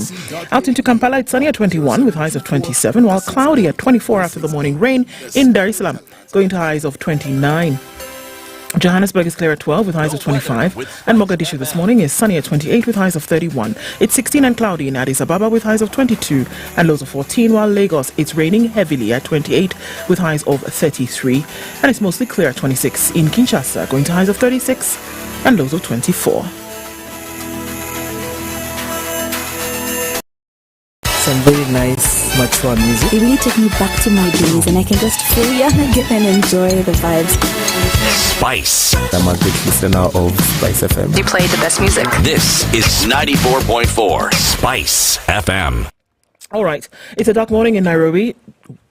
Likewise, it's still heavy with rain in some parts. It's busy with traffic on the Thika Superhighway coming in from that Outer Ring Junction. Some of that traffic going towards Mwiki Road and then coming out on this other side all the way through towards the Pangani Underpass. Busy on Kiambu Road, busy on Limu Road, all the way from Kitisuru out towards Roslyn and then through to the Village Market. And then right at the mouth of Wangari Maathai. A lot of that Wangari Maathai Way, a lot of that traffic then heading out into the city via Huru Highway.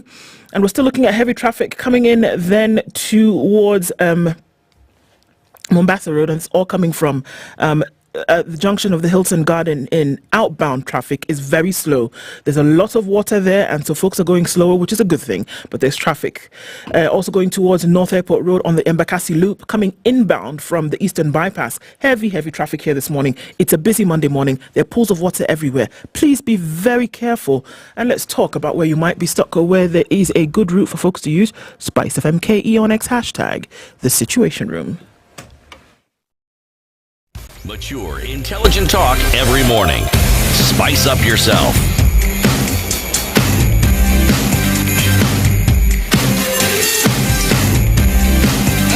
Mornings done right. 94.4 Spice FM, Nairobi. Our conversation continues with William Kema from the Association of Kenya Insurers. Seti had asked this question: what's the relationship between the insurance companies and the garages? And there, as Seti is asking, there's those garages which will tell you, we have not been paid by this insurance company for many months and many claims. What's that relationship? I think the key thing that we have, the relationship between the garages and insurers is each insurer has got contracts with some garages. So they have agreed on a working formula in terms of you'll be repairing my vehicles, I'll be paying you at this time, or I'll be paying you at these intervals. So you'll find once the vehicle is repaired, what the garage requires is what we call a release letter. So once they get the release letter from the insurance company, they will release the motor vehicle to you, and then they will be left now with the insurer. They have some working arrangement in terms of this is the payment formula. Is it all insurance companies? I mean all garages? If I have a garage that I've been using for the last 20 years, right? So I have Wainaina, who understands my car in and out. And I say that I'd like my car to only be touched by Wainaina. Can I tell my insurance the same? Yeah, you could tell your insurance the same. So what happens is the insurer will have done an assessment of the motor vehicle. So what they will tell you now, if you must go to Wainaina, then they pay what we call cash in lieu of repairs. So you are paid some money and you're told, okay, if you must go to Wainaina, we don't have a working arrangement with Wainaina. Right. I don't know whether Wainaina will demand a payment before releasing your motor vehicle. So if I gave Wainaina a release letter, is he going to accept it? No. Because we don't have a working arrangement. Right. So I'll tell you then, what you'll do is get this amount of money, go and pay Wainaina once he repairs your motor vehicle. But I'll need my assessor to come and see that Wainaina has actually repaired that vehicle to the required standard. Because again, if I give you money, you might go and say, okay, I'm not going to fix X, Y, and Z. Yeah, I'm just fixing this A, B, and C. So I will require my assessor then to come and check, has that vehicle been repaired to the extent that we had agreed. Okay. Yeah. The issue with a lot of these things is the time of payment, isn't it? And that's why we see a lot of the frustration that folks talk about. That should you be in an accident or then need have a situation whereby insurance needs to pay out, that certain garages, for example, will not take it if they just hear the word insurance. Before you even complete the word, they're like, nope, we're not going to do this. The issue is the time that it takes for the payment to come from the insurance company, is it not? So why does it take so much time, I wonder? Because when we go and we sign those, great documents and we get that, we are told that in the event of 1, 2, 3, right? If you take your vehicle for fixing whatever, you a payment will be made within such time. But it still seems to be an issue for quite a number of folks that the time it takes sometimes goes beyond the time that was stipulated. So what are these processes that happen that would then bring about a delay that will cause this frustration where people will say, no, we will not take it if it's insurance? Well, yeah, I would say that you still get those kind of situations which are not very common. Sometimes I may promise that I'll pay your bills within 60 days. Yeah. And others will say I'll pay your bills within 30 days. And there are companies that actually even pay within lesser time. So there are those agreements, as I mentioned, the contracts stipulate within which period I will pay, and there are some that even offer a discount in terms of once you pay, if you pay within 14 days, the garage now gives you a discount of like 5%. So each company has got its own agreements with the repairers, and there are those, as I mentioned, there are those who will over discount, there are those who will penalize you if you don't pay within the 30 days that we have agreed. So these contracts vary between insurer and garages, and garages to garages. But more so, those who are members of the Kenya Motor Vehicles KEMRA, they also have an association. So those who are members of the association, you'll find some companies saying, I am not working with a garage who is not a member of KEMRA. Because they have their own rules and regulations that they follow. Can we understand what happens now in the back end when you receive a claim, right? Because you fill out that thing, the forms are filled out. So when the insurance company receives a claim, X person has hit CT's guzzler. Sorry, we're just going to keep using that example today because it's just nice. All right? X vehicle has hit CT's guzzler. CT fills out the forms, whatever, it comes back to the office, right? What happens in the back end before eventually money is released to pay for the claim that has been made? What's happening there? What happens once his guzzler has been hit? We get the vehicle goes to a garage. So once it is in the garage, then there's somebody who is called an assessor. An assessor is somebody who is licensed to check out what kind of damage is there. They are qualified engineers who are used to that job. So they check what needs to be replaced in that vehicle, and then once they do a report, then that report is taken to the insurer. The insurer does the assessment and then tells garage X, okay, proceed now to repair a motor vehicle. Once I've checked out, did this person have a cover? What is their cover remit? Is their cover comprehensive or third party? So all those confirmations will be done at the back end. So once it is confirmed that this person has cover, then we will just instruct the garage, please repair the motor vehicle. And then the garage will proceed. Once they have done the completion of the vehicle, then the assessor will come back again and checks out, is this vehicle done? Yes, it is done properly. Then they will request the insurer now give a release letter to the garage. And then the garage is given a release letter. Now they release the motor vehicle to him. Yes. After that, now it is the garage and the insurer. Now the insurer said the insurer sends the bill. The garage sends the bills to the insurer. Then the insurer now pays within the kind of arrangement that they have. And this process can all happen because of this initial number we talked about, that at the beginning of the year or whatever period that you've paid your, let's just say comprehensive, that you've paid your comprehensive insurance amount at whatever 4% of the total value of the vehicle. Now, because you've paid that, then in the event that this should happen, all of this process then can take place, and then you can pick up your vehicle while insurer and garage sort out each other. Yeah, exactly. That's what happens. Once you're given your vehicle, then the issue of payment now is between the garage and the insurer within the terms of their contract. Okay. Somebody's asking, what should a policyholder do when a claim is underway and then this particular insurance company is placed under receivership? So you have taken insurance with a certain company, you make a claim, not knowing what's happening in the insurance company behind the scenes.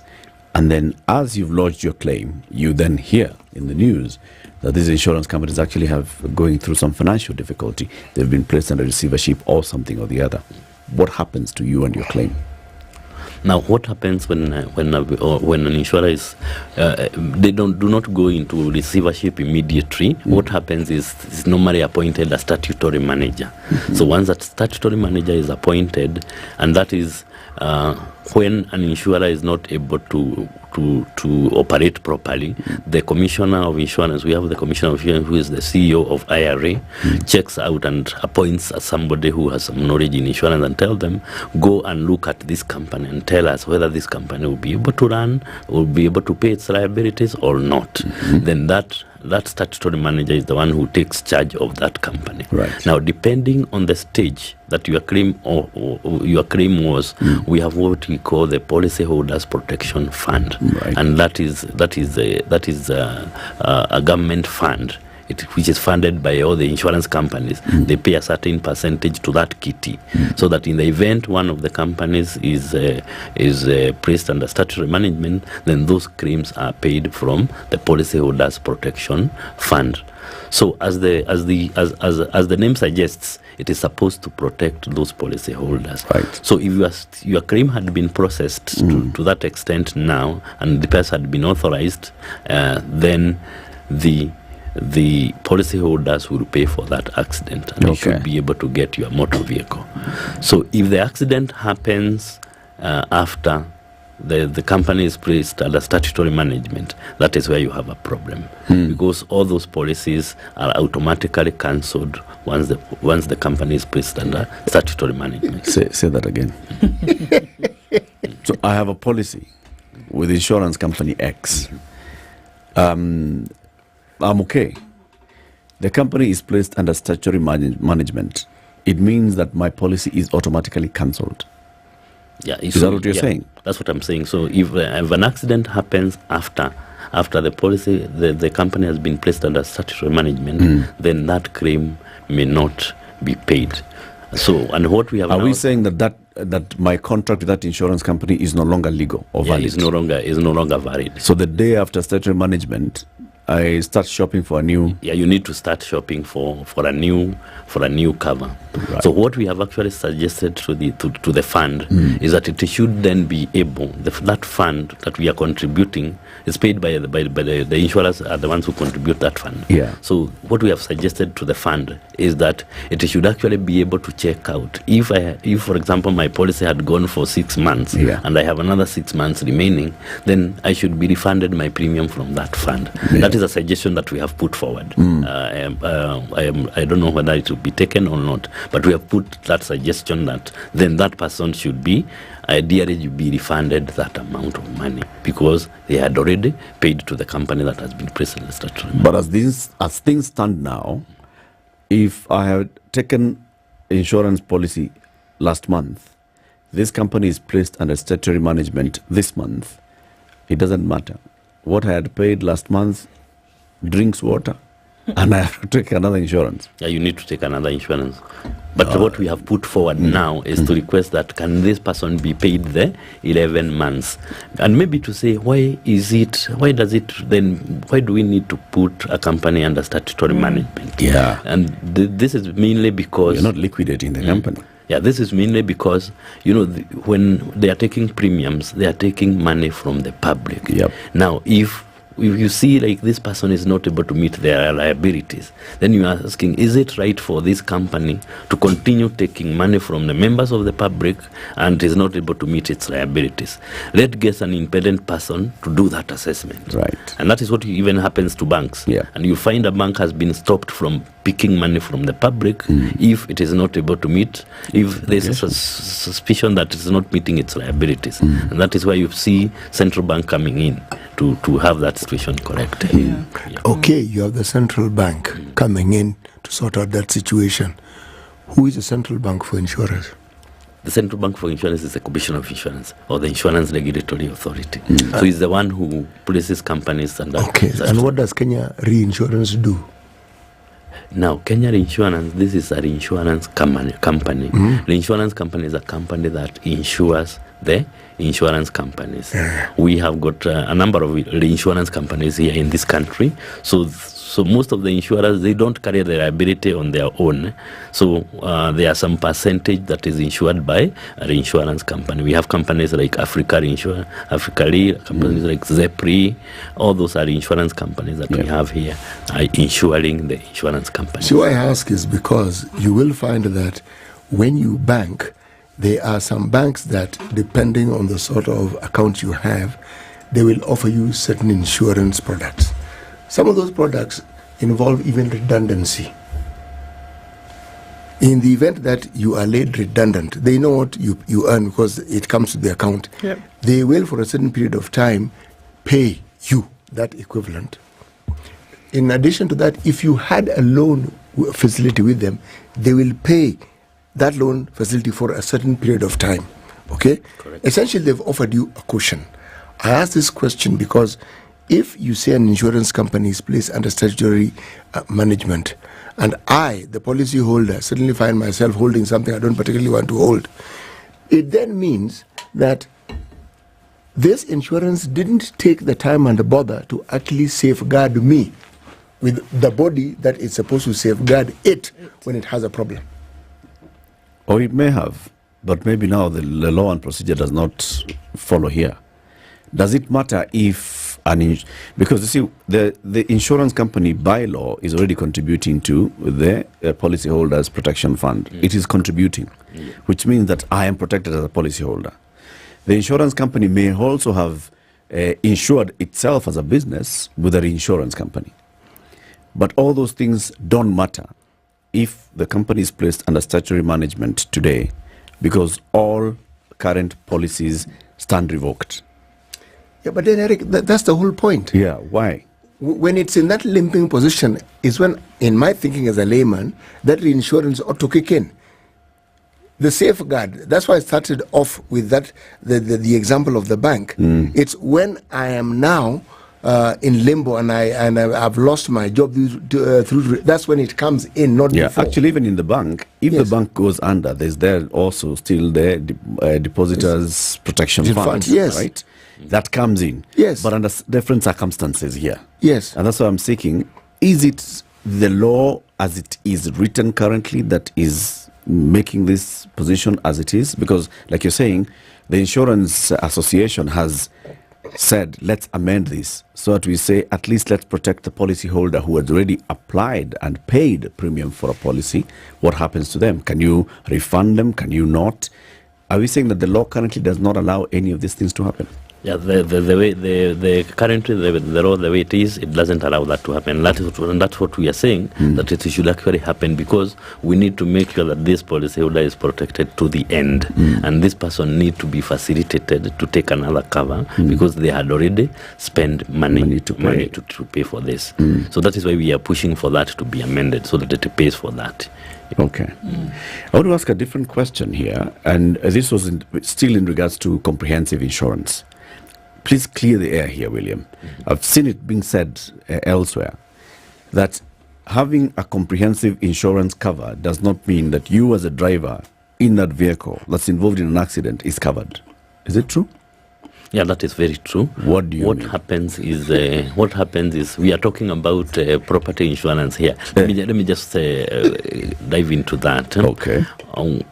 The person himself who is driving, for example, the driver of your vehicle, what we are covering is this property we are calling the vehicle, and that is what we are calling comprehensive insurance. It's covering the motor vehicle itself, and not yourself. So what should happen is for you to be in a good place, you need to take what we call a personal accident insurance cover, which will protect you now for any kind of an accident that happens. Whether it happens. Is my passenger insured? Your passenger, the person that is in your vehicle, for example, if you've given me a lift in your vehicle, any injury to me, then you need to, I'm covered by your insurance. The comprehensive covers the passenger. Yeah, it covers the person who is in your motor vehicle. So let's remove the insurance itself. Let's say you have no insurance. If I am injured in your vehicle, you are liable to make a payment to me. Yes. So why you have taken the cover is so that you don't pay me, you call on your insurance to come and pay me on your behalf. It's you who is actually liable to make a payment to me.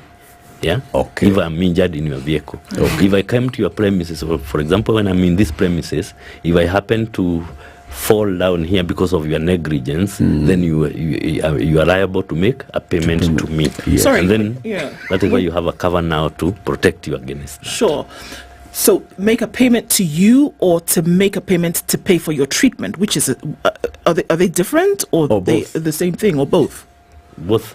Okay. It's not actually even the treatment. Even for example, if I broke my hand here, then there's some liability that will be apportioned. So you will treat me, and at the same time you will cover for the work I will not be able to do because I hurt myself while in your vehicle or at your premises, kind of thing.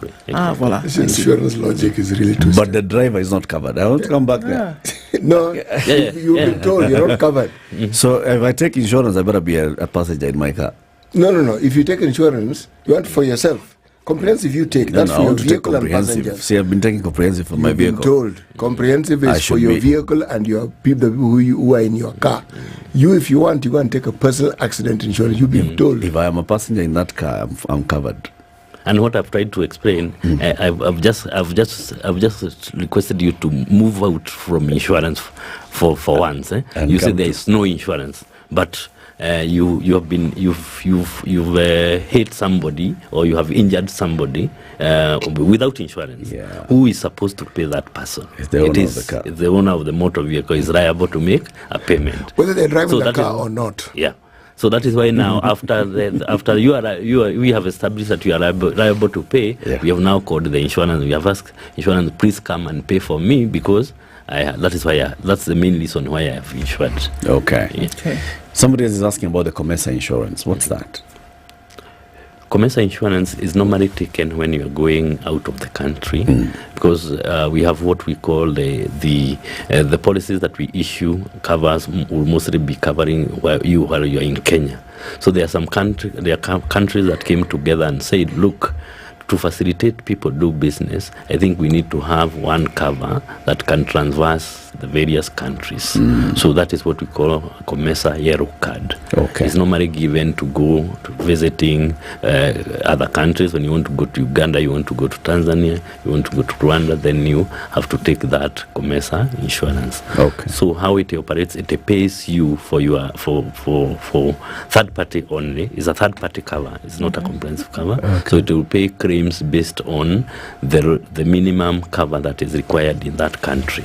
For example, injuries to persons here in Kenya, we pay 3 million. When you go to countries like Uganda, you pay like 40,000 Kenya shillings. So if a person is injured on that side now, the card will pay for that 40,000. But when they come to Kenya, they will pay the 3 million, which is the minimum liability in the country that is being visited. Okay.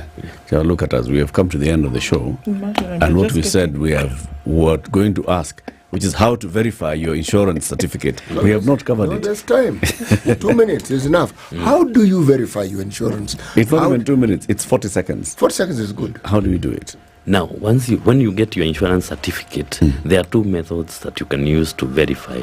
One, we have an app. We have an app which is available in the App Store. It's called a key verification app.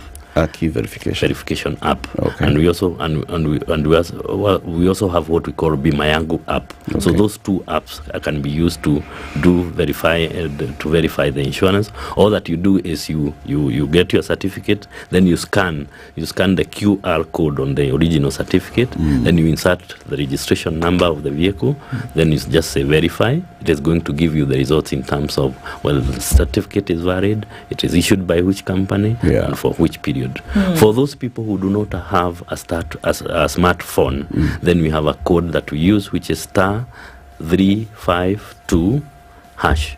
Then you'll be requested to insert the certificate number and the vehicle registration number. You'll be guided through the process, and then you just verify. It's going to give you the same results if it is valid. Evans Nyangaso says something, and we all agree that we need to have more discussions on this particular matter. It's been a learning experience throughout the past 1 hour. Please come again, William. Right?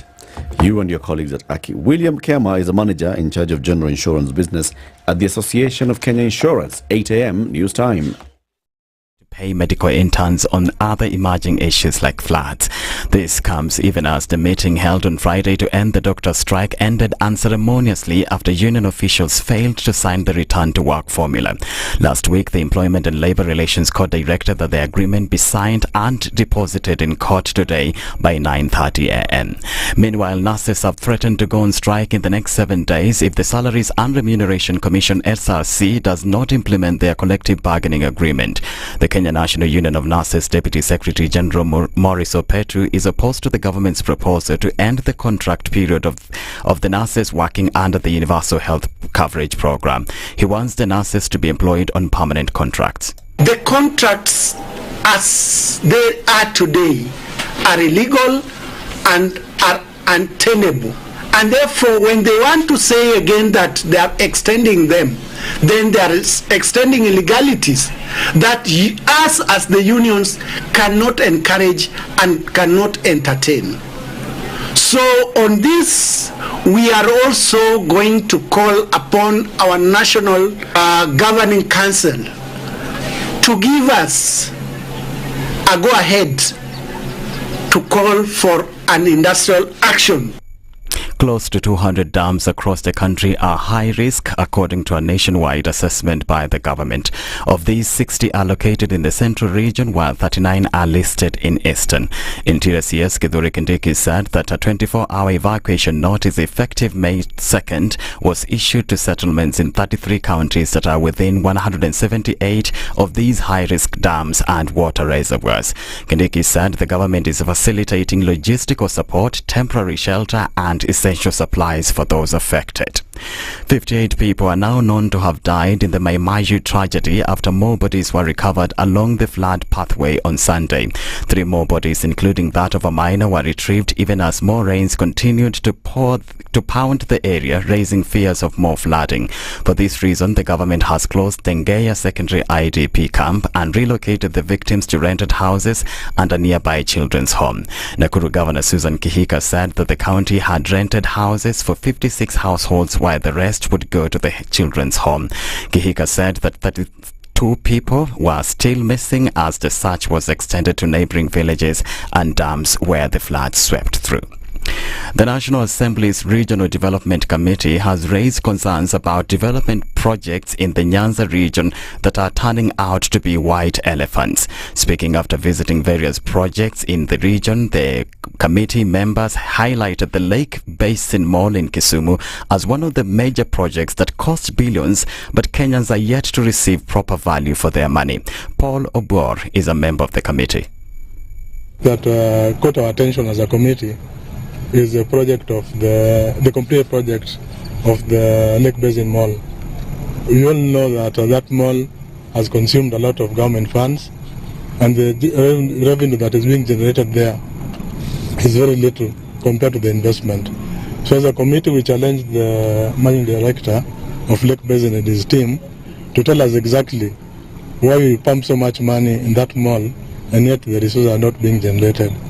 He told us the challenges they have about the access for the road, and we also gave them some ideas that can assist them to get more anchor tenants. However, Wycliffe Washaga, the managing director of the Lake Basin Development Authority, says they've been putting strategies in place to ensure that taxpayers get value for their money. Washaga said improving access to the mall is part of their interventions. Some of the things that we are doing as we await for national government intervention is that currently we have Kenha doing that road, and I've had engagements with the regional manager or the regional director for Kenha. And he has promised that as soon as they resume operation, they'll be able to do some of the road a bit to access the mall. And that's the Newswire. I'm Adrian Lisamir.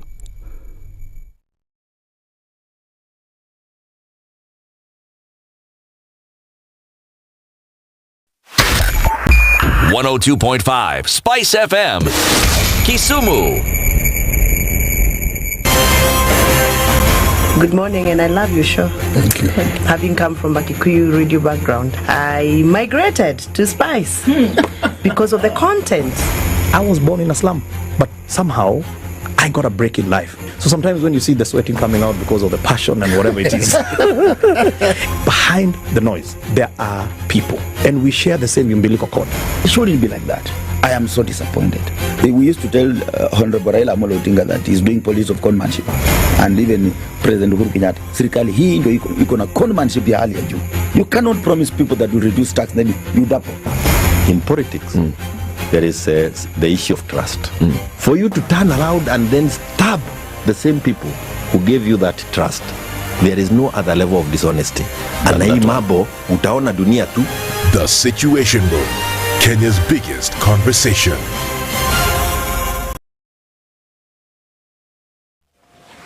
All right, so where are we this morning? It doesn't matter where you are, the rain is coming down in most parts of the country. We're taking a look into the capital and see what's happening. As you come through on Uhuru Highway, there's quite a mess there. But let's start way up here, coming in from Cabanas. And this is all from that junction, heading out towards Imaradaima. And that is flooded, so folks are going really slowly today. You might want to think about doing the same thing. As you then touch on North Airport Road, getting out towards the outer ring loop, there's traffic there. There's also inbound traffic from the eastern bypass, so everybody's meeting. Is there such a thing as very, very red? Because it's very, very red as you then approach General Motors, that whole area, and then heading out towards Mombasa Road. It's busy on the Thika Superhighway, busy on Jogo Road, coming in from Moranga Road and touching on the Globe Cinema roundabout. Also on James Gishuru, busy as well. Ngong Road, coming in from Raila Odinga Way. Everywhere you look today, there's quite some traffic. So we're trying to keep our wits about and keep things moving this morning. Let's talk on SpiceFM KE on X, hashtag The Situation Room.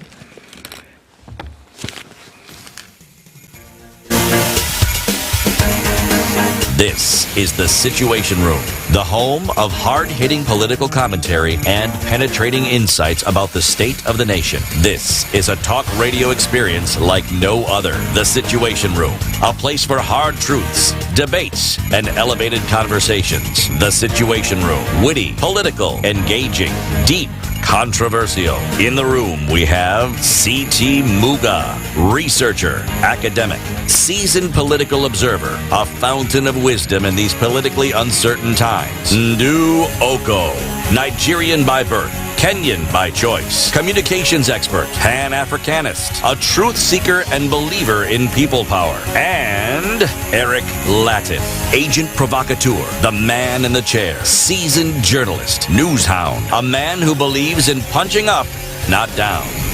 This is The Situation Room, the only way to start your day. Good morning, it's 8 minutes after 8. How are you doing? Welcome to the third hour of Kenya's biggest conversation, The Situation Room, on the 6th day of May 2024. We are on to the third hour of the show, and we're live on SpiceFM, on KTN Home, on YouTube, on Facebook. The conversations continue. Once again, that conversation with William Kema from the Association of Kenya Insurers was quite eye-opening, wasn't it? Yes, it was. And like Evans and others have said, we need to have him back here. So in fact, the next time he comes, we open up the phone lines, let people call in and give their own experiences and ask, so in this particular case, what should I have done? What should happen going forward? Again, if you, of course, have a motor vehicle insurance certificate, whatever cover it could be, whether it's third party, fire and theft, or comprehensive insurance, you can check the validity of your certificate by downloading the Aki app, Aki verification app on Play Store and App Store, or you can also download the Bima Yangu app on Play Store and App Store, or you can just do it via USSD code. Just dial star 352 hash. That's star 352 hash. Follow the prompt. They'll ask you, enter the certificate number, you put it in. Enter the vehicle registration, you put it in, and then just follow the prompts. It will tell you whether that is valid or not. It's important to know whether you actually have a valid insurance while you're on the road, because in the event of an accident, that's when you just start discovering kuna mbivu na mbichi. Wajua nini hizo? Mbichi, not raw? Yes, right? yes, mbivu opposite. Oh, voila. It was ripe. Okay. Got it. Get it? Yes. Very good. Now, the UN Civil Society Conference is going to be taking place in Nairobi. Nairobi is hosting big events. Yes. Yeah, recently. Is there a conference that deals with floods? UN Climate. It was there just the other day. They came a bit early. They came just before the flight, just to create that awareness that this is likely to happen. Did we hear? We had. Okay. Yes. Very good. We did. So now the UN Civil Society Conference is going to take place, and this is ahead of another global conversation that will be taking place. To hear more about this, we are joined by the co-chair of this particular Nairobi conference, Carol Acero Agengo, is our guest. Good morning, Carol. Good morning. Welcome to the hot seat of the Situation Room. Thank you very much. Karibu sana. Asante. How's it preparing for this event? Oh, sleep is overrated. Oh, wow. I've always said this. Yeah. We should just you agree, right? Yeah, we do away with sleep. Yeah. That's all we need to do. I mean, Yeah. who needs to sleep? Nobody. Yeah. Very good. Yeah. Now, to welcome you to the conversation, CT will give you an African proverb. Your job is to listen to the proverb. Okay. Job number 1. Job number 2, put it into your brain, kidogo kidogo. Number 3, give us your interpretation of it. Okay. Okay? Can I write it down? Yes. Yes. Okay, let me get it. Would you like something to write with?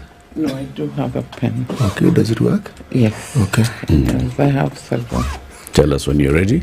So every week, CT goes to one African country. He does some research on proverbs. Then he brings us one proverb a day from that country. This week, he's in a country on the East African coast. You may have heard of it. Yes. It is famous for very many things. Some good, some horribly, terribly bad. But the positive thing about it, huge coastline, tourists.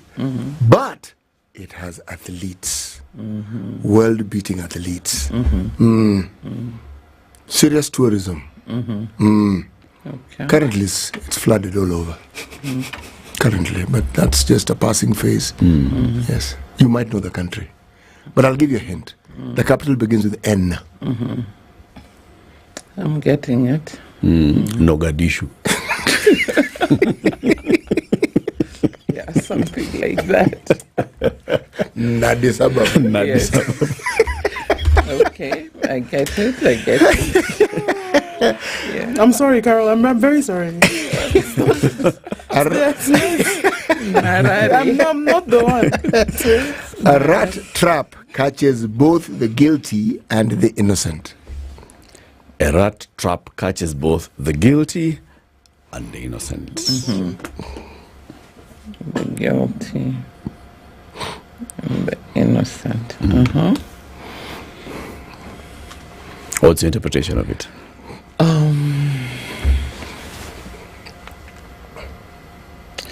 There are two sides to any situation, to any story. Yes. That's how I'd interpret it. Two sides to every story.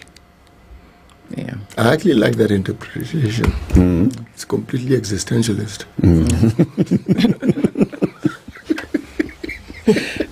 Yes. And maybe the guilty one here. Yeah. Or maybe the innocent one here. Okay. You take your pick. Or maybe the lawyer in me would say, innocent until proven guilty. Told you. But it's a good interpretation. It's a good one. Yes. It's a good one, isn't it? Okay. We'll begin our conversation shortly. You know about showmarks? Yes. You know showmarks, eh? Yeah, Now, kinda. people who sleep No, I don't watch know TV. showmarks. People who don't sleep also know showmarks. Yes. Okay. Yes. So one of those moments when you are not, you don't feel like sleeping, but you have to take a break. Eh? What you can do is you can take a break by just looking at the screen and watching showmarks. I'll try and do that. I will tell her about it. City likes movies. See this guy here? Movies, in fact, movies where there are animals, movies where there are plants, movies where people are actually shooting at each other, all those things. He likes them. So we've encouraged him, and you guys can actually be movie buddies. Buddies. You can be movie buddies, and all you need to do is log on to showmax.com or download the app on your Google App Store or Play Store, right? And then you will get onto this wonderful world of entertainment whereby everything that you love to watch, movies, series, you look like a football fan. No, I'm not. So I have to resist. Help me help you here. Yes. So when we log on, then we can watch all these great things, and it's for as low as 300 shillings a month. Okay. You get on the platform, you can enjoy. You can even download, like now where you have data, and then when you're on a road trip to New York, plane trip, trip. Boat trip. Boat trip. Then you can now watch all the things that you've downloaded. Okay. It's fantastic, I'm telling you. Sounds like a good idea. Yeah. I'll take Showmax.com, and they're saying Shika Showmax. Shika Showmax. Yep. Yeah. If I leave with nothing else, I'll go with that. Very good. Thank you. Yes. The UN Civil Society Conference is going to be taking place in Nairobi. Yes. What is that? First of all, before I start with the UN Civil Society Conference, just to say how deeply saddened I am, and a little, not really a little, very disturbed by the loss of life, the destruction that is being caused by the floods. I think that's something that even as we've been preparing for this conference, we've talked about often, we've stopped and reflected on and seen how we could even bring the issues that underlie the flooding into the conversation. So just to say that we stand in solidarity with our compatriots who are suffering greatly, and whatever we'll be able to do to support, we will. Having said that, the Civil Society Conference is happening on Thursday and Friday, but on Wednesday we'll have a pre-conference, so I'll speak a little bit about that later. But what it is that it is a step towards the Summit of the Future. The Summit of the Future will be in New York, so I'll take the Showmax thing with me in September. And the Summit of the Future is the world looking at how to reinvigorate the Sustainable Development Goals. If you will recall, the Sustainable Development Goals were adopted in 2015 with a due date of 2030. We are far, far away from reaching the goals. And how do we then move forward with this? And so the Secretary General came up with a policy paper, if I may call it that in simple language, called our common agenda. And in our common agenda, he puts forth the idea of networked, effective multilateralism. And with the reason for that is so that we can turbocharge the SDGs, because the aspirations in the SDGs remain very valid. And so how do we not come to 2030 and say, hey, we've not reached them? So it's turbocharging towards the SDGs. And with that, then a pact for the future is being negotiated that has 5 main chapters. One is on sustainable development and financing for development. The second is on international peace and security. The third is science and technology and digital evolution. The fourth is youth and future generations, and the fifth is transformative governance. So those big 5 chapters, if you look through them, they cover a lot of what is in the SDGs, but now reflecting how we can take this forward and still get to the place where we have a world that looks at people, prosperity, and the planet, all the issues that we're facing, for example, in Nairobi now, in Kenya now. So that is what the summit is doing, and the Nairobi conference this week is a step towards that summit. Yes. Why the civil society? Civil society is a critical component of the world. Governments form the UN, and they negotiate on behalf of the people, on behalf of you and I, when they go to wherever they meet. So civil society, right from when the UN was created, was considered a critical component in this, a critical cog in this wheel of development in this wheel of bringing about the peace that was sought. Because if you look at the creations of the UN, it came on the back of our devastating war. And so as the world was looking to course correct, then the place of civil society was established way back in 1947. And civil society has engaged, even in Kenya, we engage on a regular basis. We picket, we love to picket, but we also engage governments to bring about the development that we all aspire for. And so having established the critical role that civil society plays, the first conference was held in 1948, and there have been 68 conferences since. So this is the 69th, and it's happening for the first time in the Global South. Kenya is hosting on this first trip to the Global South. So it's a big moment for Kenya, for Kenyan civil society, but for civil society around the world. It's a global conference, and we'll be addressing the Pact for the Future, the 5 chapters that I mentioned, and we want to come out with an outcome that will take us towards the development that we aspire for. Yeah. Is there some kind of traceability? Because you talked about 68, this is the 69th. So if you look at the previous 68 conferences that have taken place around the world, can we trace and say what milestones have been reached, achieved as a result of these, all of this coming together and the impact that it has on governments?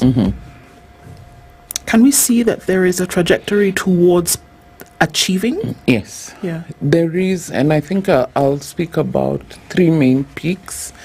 The first one was in 1972 in Stockholm, I believe, and then 92 in Rio, and then with the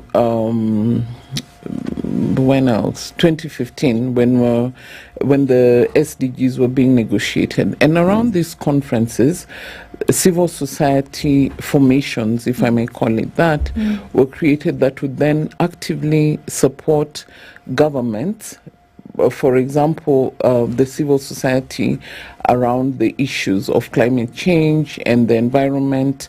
The major groups and other stakeholders were formed in 2015 to support the SDG process.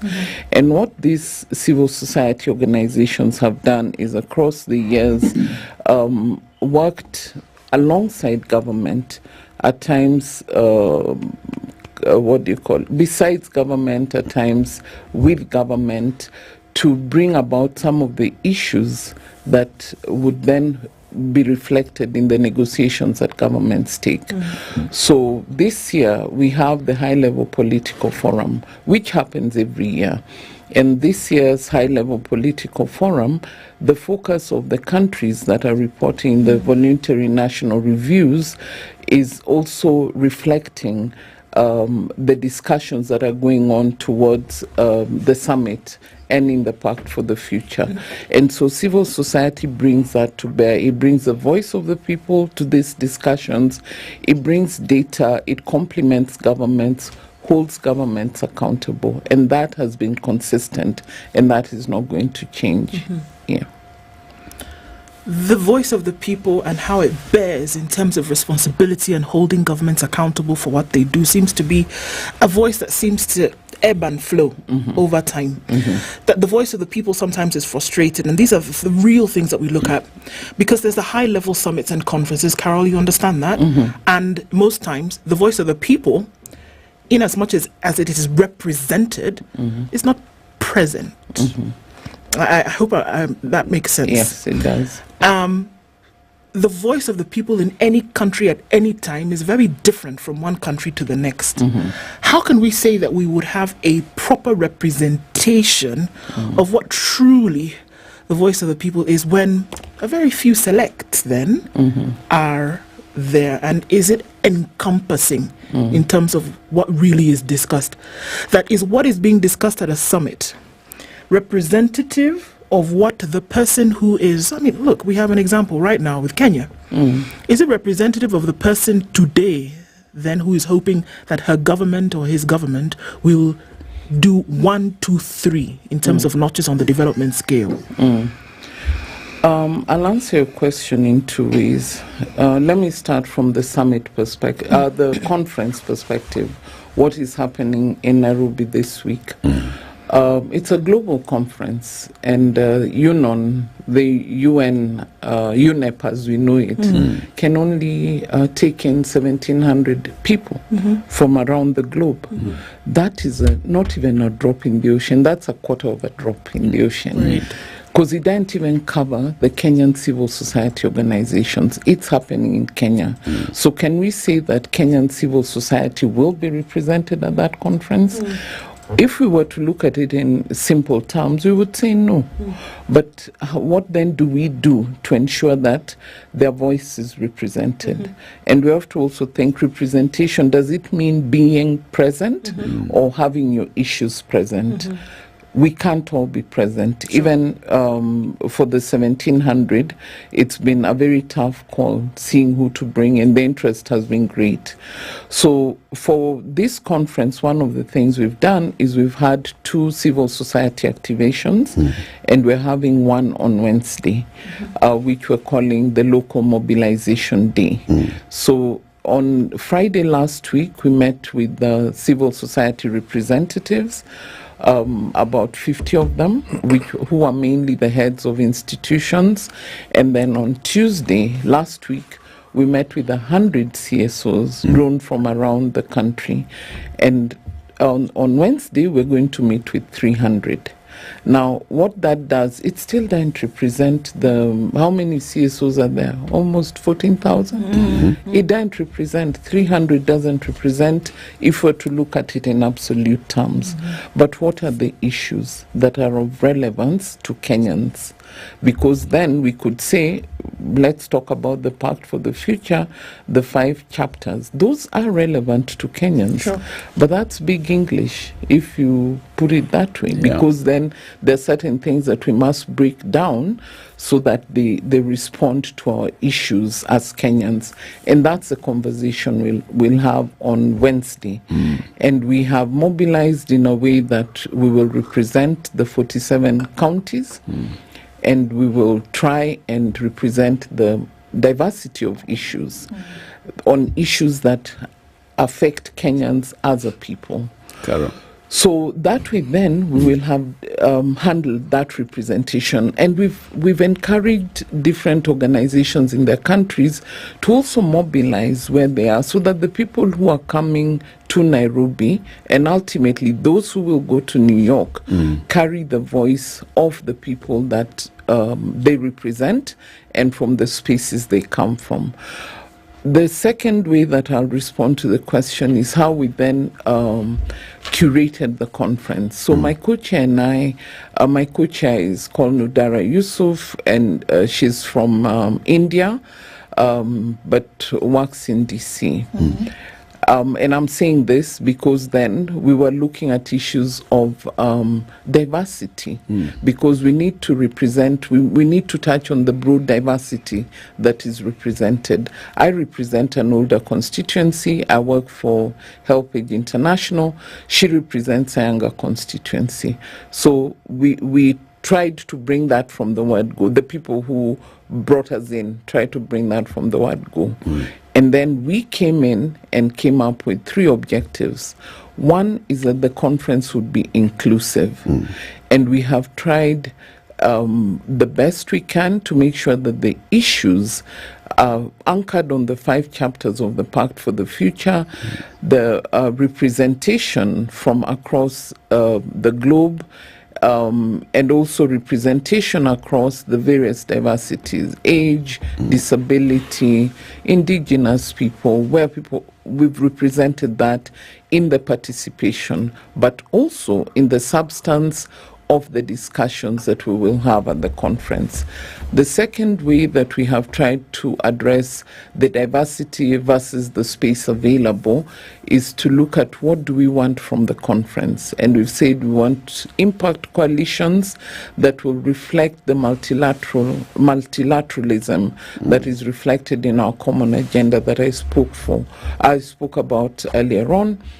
And out of this, we want to create impact coalitions that will be made of governments, UN agencies, civil society, academia, think tanks, the broad range of actors that are in society to address the key issues that will come out of the Pact for the Future and the related Global Digital Compact and Declaration on Future Generations.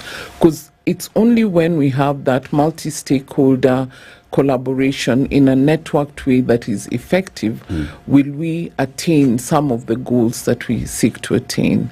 And then our third goal, or our third objective, was around innovation. We're living in a world that is highly digital, highly evolving very fast.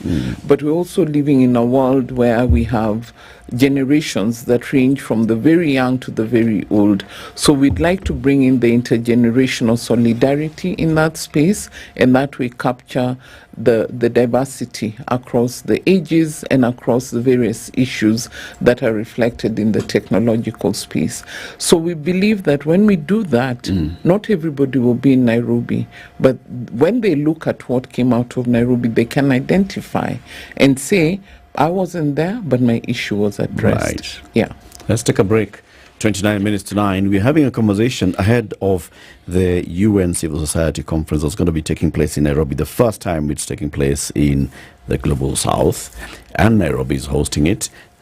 Later this week, what days? Thursday and Friday? Thursday and Friday. Yep. Yes. And Wednesday there'll be a civil society local mobilization day where over 300 civil society organizations will be meeting in Nairobi to discuss, the local issues that need to get into this conference.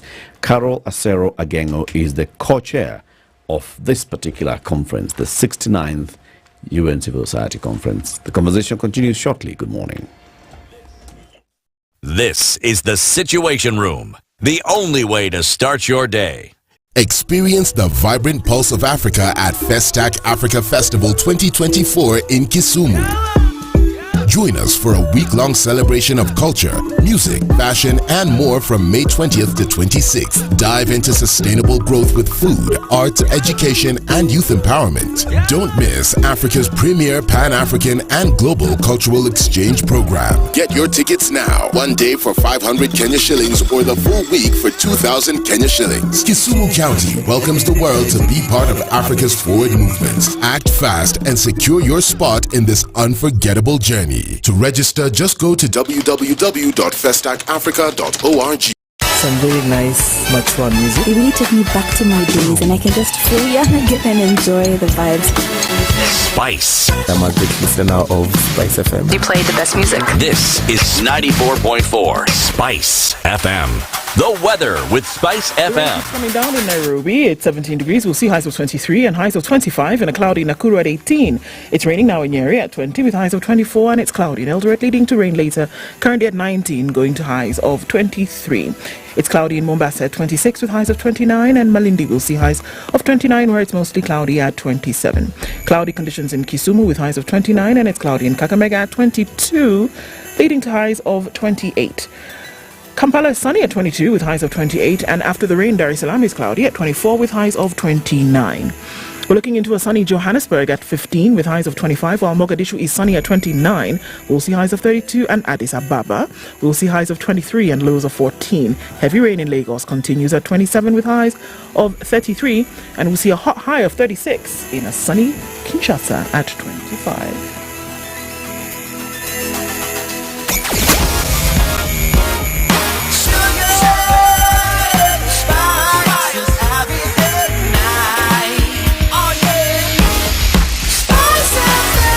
Spice up your life. It's busy in the belly of the city this morning. Traffic coming in from Jogo Road, heading towards the Nairobi City Stadium roundabout. And speaking of Nyayo Stadium, there's some traffic around there as well. Coming in from Langata Road, heading out towards Aerodrome, and everybody then piling on to Huru Highway. It's been quite a crazy morning coming in from Cabanas, and that's all the way from Syokimau through towards Imaradaima, all of that because of the rains coming down, and it's just flooding, and folks are having to move very slowly today. Please be very careful. In terms of an alternate route, if you're coming from Syokimau, you want to think about using the back route from Nation and heading out then towards the southern bypass. There's an option we have for this morning. Also then coming in from the Eastern Bypass, traffic is doing the loop through towards Outer Ring, and that's very, very busy right about now. It's also busy on the Thika Superhighway coming in heavy from Outer Ring at the junction, and also on Kiambu Road, Limuru Road, Lower Kabete, heading out towards Spring Valley. So that's all very busy, and we're in traffic hour proper. Let's see what happens as we get through it. Talk to us, SpiceFM KE on X, hashtag The Situation Room.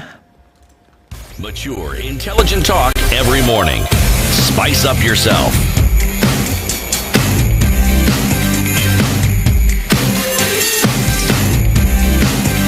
Mornings done right. 94.4 Spice FM, Nairobi. 5 to 9, our conversation continues with Carol Osero Agengo, who is the co-chair of the UN Civil Society Conference taking place in Nairobi on Thursday and Friday. So, Carol, you've said, just to answer what Ndu was asking, how do we make sure that all our voices as the people, citizens of the world, are heard in these conferences? And he said, well, the structure of this is such that issues come to the table, even if not all people come to the table. So you work then backwards to make sure that then you're able to collect those issues from all communities. And the civil society is the best place to do this, because civil society is represented from the very smallest units in a community, the community-based organizations, rising all the way to national civil society organizations and international civil society organizations, which then comes into what the event of last Tuesday and the event of this Wednesday are representing. For me, I'm sorry, Carol, but it just sounded like, it's a box-ticking exercise. When you say you bring in 300 people into a room in one day and you bring up issues. Last week you brought how many people into a room? 100. 100 people came into a room last week. 7 to 11 days ahead of the conference. And then 2 days, one day before the conference, you bring in another 300 people into a room, and you say that now those ones we are then taking the issues to the table. Isn't it late in the day? No. Should this have happened like continuously in the year running up to this, to make sure that this community-based organizations into civil society organizations are actually collecting issues specifically to be brought to the UN Civil Society Conference, so that then yesterday and tomorrow and Wednesday, rather, what you're only doing is actually all of you agreeing that these are the main issues, these are the priority issues, and these then can come in later? Yes and no. So a lot of it has been happening already, and some of it will happen now, and some will happen after the conference. But you will recall that Nudara and I were appointed into this role in February. That didn't give us too much wiggle room in terms of mobilizing in the way that you suggest. That is not to say that mobilization is not important. And the organizations that came together have been mobilizing. It's only the coming together that happened last week. When we come together on Wednesday, we're not taking a box. We are addressing, we're putting on the table, and this is based on consultations with various organizations. We're putting on the table certain issues, and we're not going to come to a neat conclusion on Wednesday.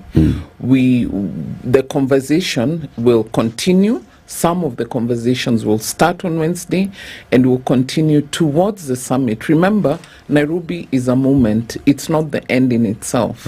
The conference, when we close on Friday evening, we won't have achieved a goal and said, let's go home, it's now done. We'll be looking towards the summit of the future. So how do we get Kenyan civil society engaged in the summit? Because that's a bigger goal. Engaging in Nairobi is a very critical step towards the summit.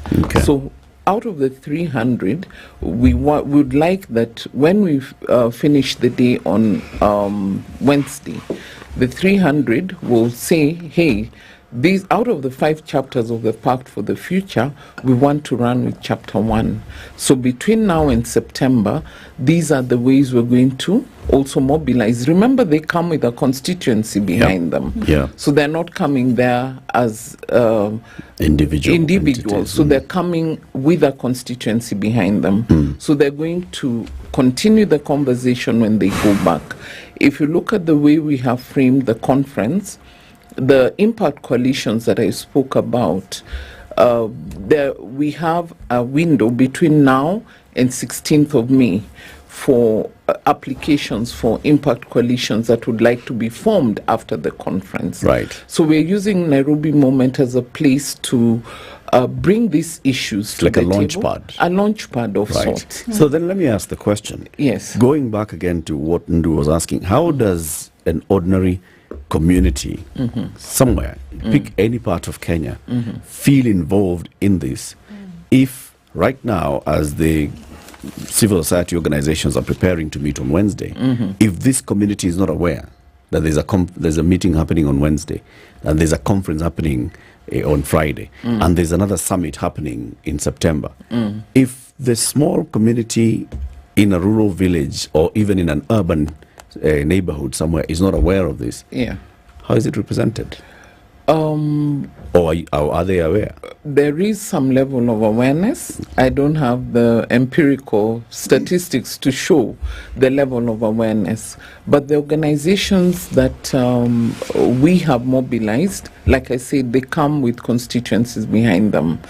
And not everybody will speak and say, I know about the summit, the word summit of the future, the forwards. Yeah.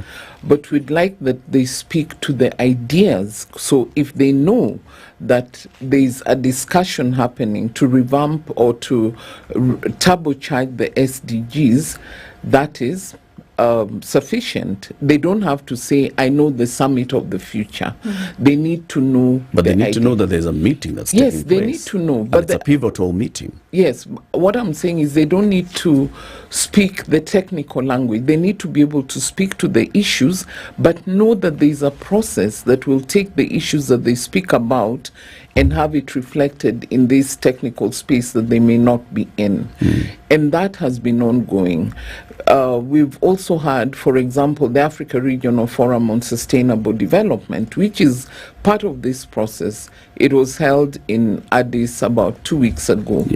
In the lead up to that conference, civil society organizations mobilized their constituencies, and those that were then able to go to Addis, because not everybody could, came with the weight of the constituencies that they represent. How do they come with the weight of a constituency they represent if they have not gone to the constituency to say, ahead of a meeting, we are going to have a meeting in September, and there are 5 broad areas that this meeting will be focusing on. We think that these areas touch on us as a community, and the community then agrees and says that these are our areas and these are our issues, and this is how we can start addressing those issues. So when the meeting takes place, if it takes place, the people are at least aware that these are issues are being discussed this year somewhere at a UN conference. Yes, and there's been a lot of awareness that has taken place. Remember, I spoke about the major groups and other stakeholders. These are 21 groups from around the world. So there are major groups on children and youth, there are major groups on science and technology, labor, women, name it. So these groups have been doing their awareness from the time that the summit was announced almost a year ago. So it's not like this is just chancing upon civil society. There's been a lot of awareness that has in the build-up to this. In the build-up to this. Before Ndu you come in, I just want to ask, you and your co-chair were appointed to this role to prepare for this conference in February. Yes. Conference in May. Did we know that the conference was going to take place this year? That would be a question for the UN. Who appointed you to the role? Were appointed by a mechanism that was put together by the Department of Global Communications of the UN. I'm saying that, but I also want to say that, yes, there are certain issues which the UN could speak to. But when we were appointed to the role, we knew the conference would take place. The announcement of the conference took a while to come to the fore. But when we were... Just pause a moment. When you say announcement of the conference, is it the destination? Or is it just the event itself? No, the existence, the date and destination was known. No, it was only announced when, I think January. So the idea of the conference was known. There are a lot of other issues that, like I said, I don't speak for the UN. They would speak to those issues, why that announcement came late. And there is good justification for it. And a lot of it also has to do with the funding of the conference, because for such a conference to take place, you need money. And so there was a lot of other issues that then... So there are very many questions leading up to January, leading up to your appointment in February, and the short window of time that you've had then to put together this conference to take place in May. Yes. Okay. So, I mean, if we can...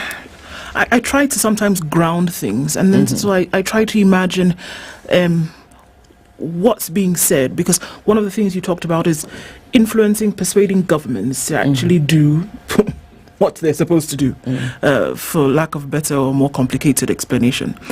So yesterday, I looked at, I looked at a road that is not a year old. It's not even a year old, and it was just constructed. It's now it's a mess. And I started to think to myself, when will we ever get to the place as communities, as individuals, and then sprouting to the bigger group, families, communities, societies, governments, nation states, etc., in this global south that we still like to deem it as, when we get to the point whereby development and the maintenance, sustainable development that we talk about, is actually front and center in terms of our priority. And then I thought to myself, even as you were saying this just now, I said, is such impressed upon that will it take these conferences, will it take the coming together of 1,700 people in Nairobi or in Stockholm or wherever, to impress upon us our minds, that we can actually do things right, timely, for the benefit of people, for the benefit of sustainable development? That will it take that for this thing to happen? Whereby there's a road that it needs to be done properly from the get-go, whereby that there's water, it's available for everybody, that women, children are taken care of, that men and women who go to work then can be protected. I mean, can we see that there was a correlation between having those conversations and actually seeing sustainable goals achieved? That's a very loaded question. If you look at what is it that drives us as a people, and by us as a people, I don't mean just the Kenyans. As human beings, what is it that will drive me to aspire for more? And what is it that will drive me to ensure that what has been committed is actually delivered? Because it has to be on both sides of the divide. As a people, and I'll speak from the Kenyan perspective, what will mobilize us to the point where we say we want public systems that work? Yes. I grew up in a public system, went to public schools, and went to public health centers. The health centers where all you needed was a clean bottle, then they'd put a syrup for you. You didn't need money, you didn't need insurance. You went to hospital when you're sick, get your cough syrup and go. I look back at those with nostalgia. I remember when the Kamweros would run around the estates picking garbage. What went wrong, that something changed, that can no longer happen. I think it has to also do with our value systems, where the public good gave way to private greed.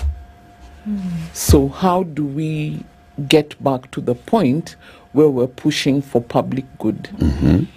Because that is when a road that needs to be fixed will be fixed. So long as we look at it from the private perspective, so long as I can take my children to school, when I fall sick I can go to hospital, so long as I privatize the idea of development, we will not get to and privatize not from the public-private sector space, privatize from my own individual perspective, because then I will not see the need to make any move, irrespective of how many conferences we hold. Right. But if I value the accountability, if I value the public good, if I value systems that work, then it will affect me as an individual. Now, let's extrapolate that to the rest of the society. If each one of us came to the table with that mindset, then we will create the mass that we need to create the change that we also need. The conferences are not a panacea for the problems that bedevil the world. No, they're not. But they are a critical space where these issues can be addressed. And if you go, I'll go back to our aspiration of impact coalitions, because we will not, and I keep saying this, we will not give up the right to picket. Picketing is fun if you've ever picketed. But there is a space for collaborating with government for that public good, because picketing for picketing's sake is also a waste of time. So how do we get government, UN agencies, civil society, academia, think tanks, all these people together to address issues? Why does academia come in? They do a lot of research. Does civil society draw from the research and the data to inform its initiatives? Maybe, maybe not. So how do we get that working together around certain issues? We've come up with 20 coalitions, impact coalitions, based on the applications we received for the conference. This could mutate into 50 coalitions, or they could narrow down into 15. That is fine. But the key issue is that all these actors must come together for us to be able to deliver the services that we're talking about. That person in the village, in my village right now, where I come from, a place called Obambo, you may not find it on the map. Right now it's raining. It's on the map. It's on the map. You know it. I know exactly where it is. Excellent. If right now I have a big Prado or whatever, I can't drive to my mother's house and park in front of her door for her to be proud of her daughter. Because there is no road. If a woman in my village goes into labor today and her child is in breech position, she will die. Not because there's no hospital, because there's no road. So the reason for also looking at intersectionality, multi-stakeholder engagement is that the health NGOs, for example, in my village, must speak to the infrastructural NGOs. Because otherwise, the women will keep dying. If it rains, that's it. Isn't that the frustration, though, Carol? Yeah. That, at a certain level, there is talk, which is also the same level that's expected to drive action. Yeah. But sometimes the talk and the action are in same WhatsApp application, but in different groups. Yes. If you look at just the kind of conferences and the importance of the conferences on paper, look at SDGs, for example. SDGs were saying they were from the Millennium Development Goals, and what was said, these are the global issues, and if governments and civil society and other stakeholders work together, we can achieve these goals. We didn't achieve them. We said, let's call them SDGs. We have until 2030. How far are we in achieving them? Still, it's conversations upon conversations upon conversations, and yet, it appears like it's one of those things that we have very good, on paper to look at and say, we are looking at SDG number 6 on issues of sanitation.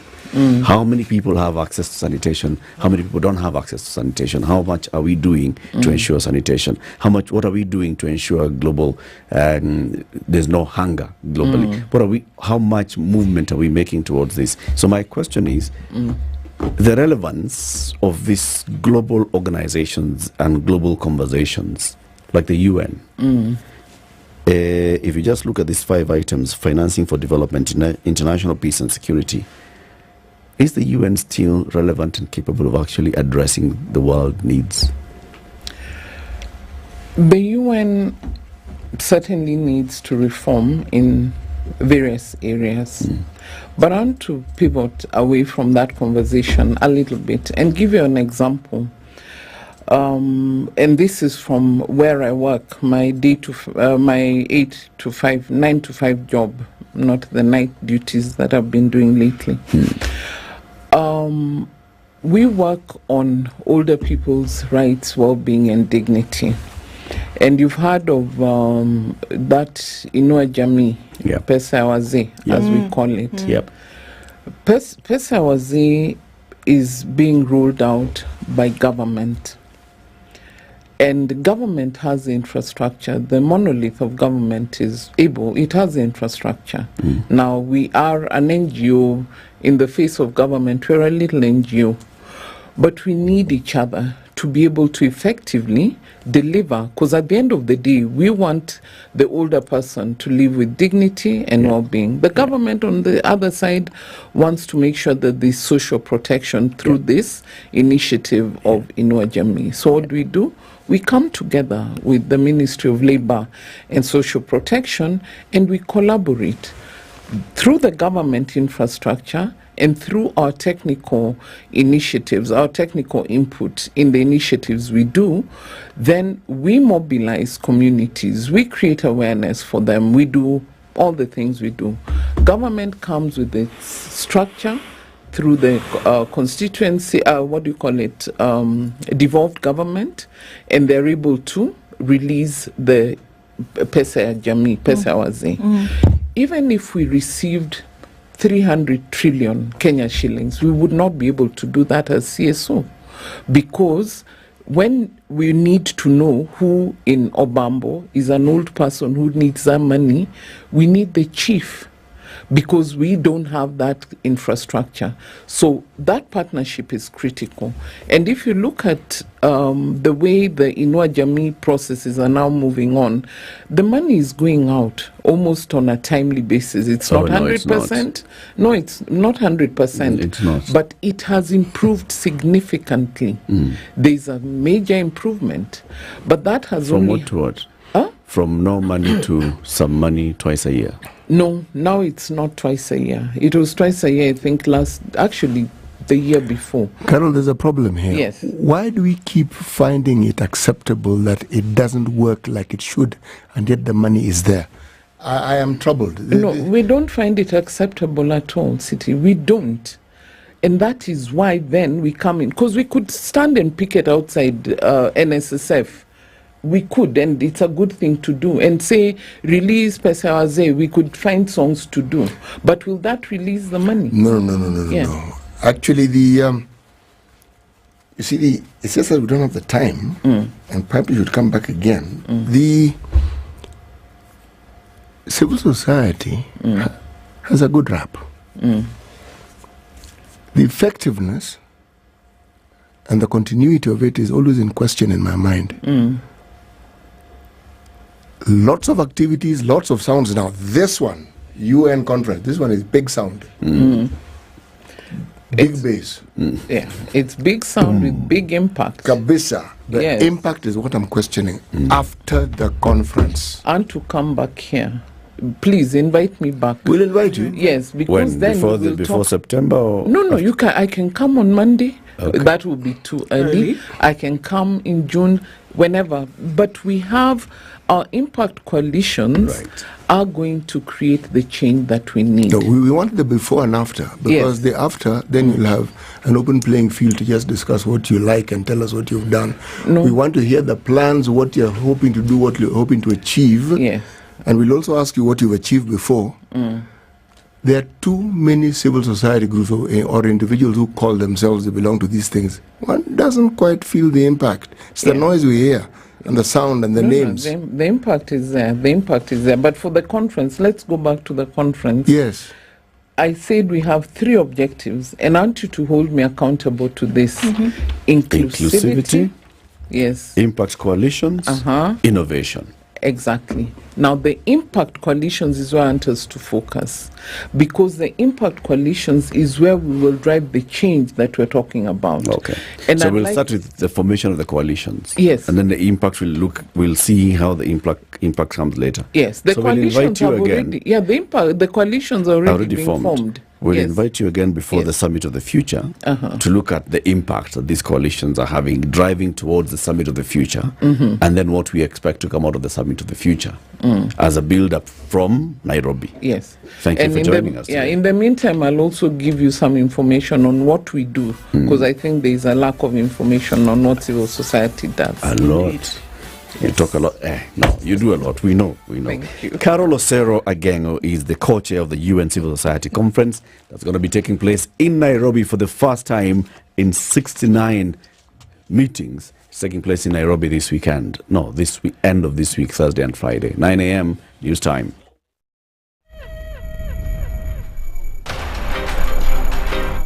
Good morning. This is the Newswire. I'm Edwin Lisamira. As the doctor strike enters its 54th day, the government is threatening to divert the 2.4 billion shillings meant to pay medical interns on other emerging issues like floods. Last Friday, a meeting to unlock the stalemate ended unceremoniously after the doctors' union failed to sign a return-to-work formula. The Employment and Labour Relations Court had directed that the agreement be signed and deposited in court this morning. Head of Public Service Felix Koskei said the government will compel the court to allow for any necessary action to be taken to end the suffering of patients, including compelling the doctors to go back to work or hiring new ones. The Ethics and Anti-Corruption Commission have arrested 10 national government constituency development fund officials and directors of private companies over corruption allegations. The suspects are to be arraigned at the Nyahururu Anti-Corruption Court today in relation to 55.8 million shillings purported to be payments for road projects in Nyandarua. EACC says the projects were never done. Meanwhile, EACC is also expected to arraign a suspected lady fraudster who is believed to have pocketed millions of shillings from unsuspecting government officials, contractors, suppliers and members of the public. EACC says the accused has been pretending to be a leading anti-corruption lawyer and investigator. Detectives in Kericho are holding a man they believe is linked to a mobile phone theft syndicate in the town. They arrested him at Duka Moja in the outskirts of Kericho town following a tip-off from members of the public. The detectives have also seized at least 130 mobile phones from the suspect. Rescue efforts are continuing in Nyando, Kisumu County after villages were marooned by floods and displaced dozens of families. A joint team of Kenya Red Cross personnel, Kenya Coast Guard Services, St. John's Ambulance and Kisumu Fire Department are using boats to access the submerged villages. They are using a chopper to airlift people to a local secondary school. And as floods continue to wreak havoc in parts of the country due to heavy rains, Kenyans have been urged to remember people living with disabilities. Winnie Magwahari Rap, who has been giving cash donations to the community in Trans Nzoia County, says now is the time to support the community. Ukiwa na karamu yako, ita viwete, vipofu, masikini, waje wakule na wewe. Kwa kuwa hawa hawana kitu ya kukuripa, nawe utakuwa heri. Ni shukurani, sababu anasema dhabihu ya kumshukuru ndio inayemfurahisha sana. Leo nikasema nitakuja kutoa hiyo dhabihu na mimi nitapea hawa viwete, vipofu, hawa ndio nitapea. At the same time, people living with disabilities have called on the government and well-wishers to do more to support them in the wake of floods. Wakati mgumu ambapo mafuriko imetatiza nchi yetu, ametuita hapa sikia leo tupatie kile kidogo ambacho Mwenyezi Mungu amembariki nacho. Ningependa kuhimiza serikali yetu kwamba wakati mgumu, tafadhali ningependa muweze kupatia wale watu ambao wanaishi na ulemavu kipaumbele, kwa sababu ulemavu, maji ikija, kama hakuna mtu wa kumtetea pale, yeye ataangamia. Majina yangu ni Josephat Baraza. Mafuriko imekumba nchi ya Kenya, kusaidia jamii ya walemavu. Jamii ya walemavu tumekuwa na uzito wa kimaisha. Waisani wengine mko wapi jamani, hasa wakati huu mgumu? Naitwa Mwanga Joseph. Wakati mvua inanyesha, jamii ya walemavu wako katika hali ya hatari. Katika vifukio, miundo msingi hatuna. Wakati mna control mambo ya climate change, kuhusu jamii ya walemavu. And that's the Newswire. I'm Edwin Lisamira.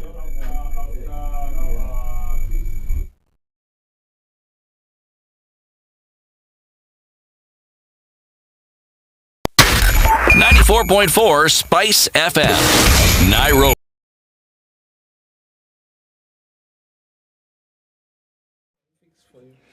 Okay, a few minutes after 9 o'clock, what does it look like with traffic right about now? A little bit here and there, still left on the Thika Superhighway. Actually, no, that's not true. Quite a lot of it left as you're coming through towards the Pangani Tunnel. And then on Limuru Road, there's some traffic as well as you get towards City Park, those things. On Waiaki Way, as you're coming out of Western, it's not too bad until you get towards the what was roundabout. And then coming in from Lower Kabete out towards Spring Valley, there's still some. Actually, Limuru Road is looking a little painful this morning, all the way from Ruaka. So let's have a look at that. And then folks who are coming in from Thedigwa, coming through towards the Northern Bypass, out towards Kiambu Road, are going to have a little bit of a pickle, but that should be out in no time. Okay, talk to us, SpiceFMKE on X, hashtag The Situation Room.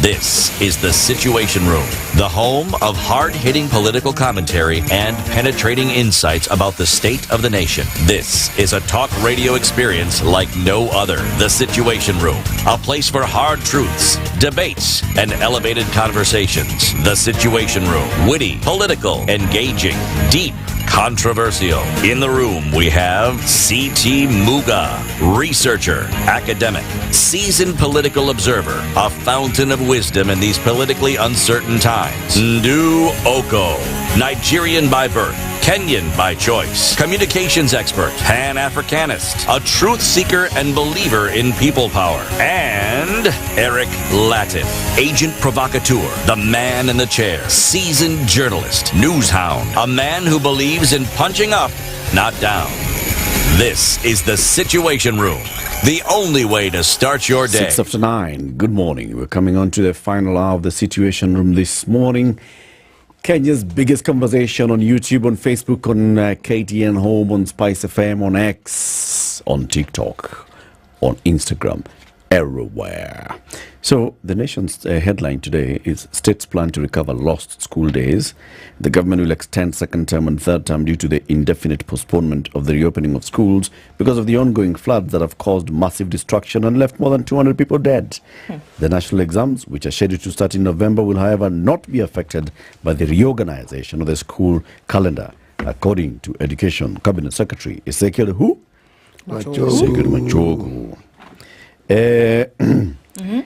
The government wants the National Assembly to approve 10.6 billion shillings to cater for the emergency response to floods and the humanitarian crisis caused by the heavy rains countrywide. The details of the allocation are contained in the Supplementary Budget 2 for the financial year 23-24. That's before the National Assembly for post facto approval. By Saturday, 228 people had died and many others are displaced. So they want 10 billion shillings. To respond to this crisis. Okay. What do 10 billion shillings go into? Food, blankets, tents, right? For like shelter, makeshift shelter things. Yes. Right? Emergency medication, you'd expect, right? One would hope. Sanitation areas, things like that, yeah. Mobile wash. Yeah, repairing of, damaged infrastructure. Here and there, bridge here, road there, something this and the other. Purchase of seed, agricultural product for future, one would hope. I don't know. We don't know. Maybe that's maybe that's later. Maybe that's later. So this is just right now mitigation. For right now, what has happened? Yes. Okay. So for example, your home has been demolished, and you've been told, because you've been living in riparian land, and now we have demolished this house, and you need to move somewhere. So where we are putting you up is part of the 10.6 billion shillings. Got it. Like those houses that Governor Susan Keheka was talking about that they've rented. Like paying of rent for such houses for Nakuru County. Although now Keheka's budget is a different one at the county assembly. This is national. This is Rigji's. All right. This is Rigji. So that one could be like, you want to make a temporary makeshift home, we can give you money for Mabati. Such kind. Remember like what President Ruto said? Yes. To the people of Maimahio, we know that you lost your homes, we're going to help you rebuild your homes. Yeah, it's like that. So, kido pesa 10.6 billion, buy Mabati, buy Mbao, buy Msumari, things like those. Buy kuku moja. Itage mayai, patia neighbors mayai wapate vifaranga, like that. You get it? I'm getting it. Yeah. Okay. That's why the next conversation we want to have is on now what's happening with these floods and those that have been affected. We know that the government began the demolition of homes along the riparian lands in Nairobi. And affected areas, for example, the Mukuru areas have seriously been affected. And we have somebody from Mukuru, Amani Daudi Ture, who is a coordinator of the Mukuru Community Justice Center, joining us. Amani, good morning. Good morning. Good to have you on the show. Welcome to the hot seat of the Situation Room. Thank you. Karibu sana for being here. Number one, I know it's a difficult time, but I'm sure you've heard about Showmax, right? Showmax. Yeah, you've heard about it. Yeah. Ndu has a message from Showmax. It is everybody. It is a difficult time, but it's a good time to shika Showmax, that's for sure. The new streaming, or rather upgraded streaming platform for entertainment in Africa. Your favorite shows, whatever it is that they are, series, movies, live Premier League matches, fan content, all these fantastic things available on the Showmax platform. And all you need to do is download the app Showmax. Also go on to www.showmax.com for as little as 300 shillings a month and get all this great content on the platform. It's also great because, maybe you don't have data right now.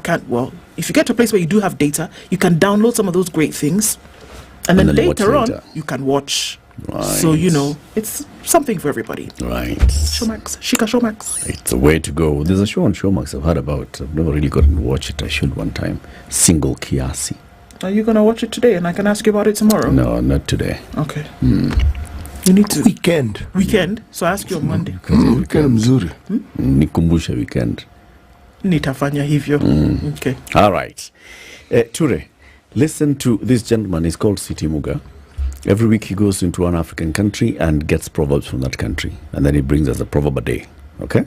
So today, he has a proverb. And your job is to listen to the proverb and give us your interpretation of that proverb. Sawa. All right. Which country are we in, City? Give us some hints. 1, 2, 3. Well. It's a country you may have heard of. It's on the East African coast. It neighbors some very interesting countries. But it's famous for several things. Wildlife. It's famous for lovely beaches. It has good runners, people who run very fast, faster than very many other people on the planet. The people who live in Kenya, we are told, are very hardworking. And when they say very hardworking, the implication is that other people are not hardworking. But anyway, the Kenyans... You gave it away. Yes. It was meant to be... I'm giving him... He'll probably get it wrong. Okay. The capital of that particular country begins with N. And the president? His name begins with D. What? Yes, it does. Okay.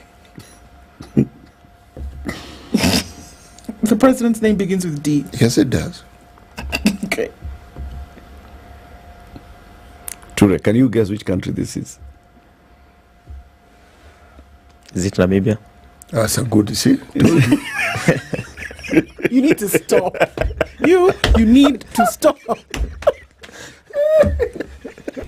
You really do.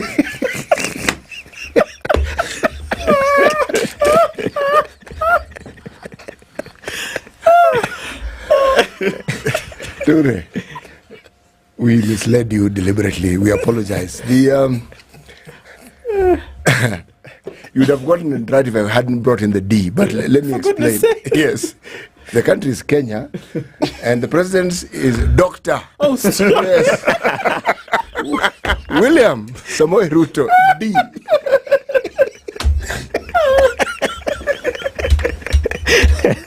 Si jina yake, kwani nyinyi watu mjisikia mtu anakwambia jina yako nani? Mimi am Dr. Si ni jina yake.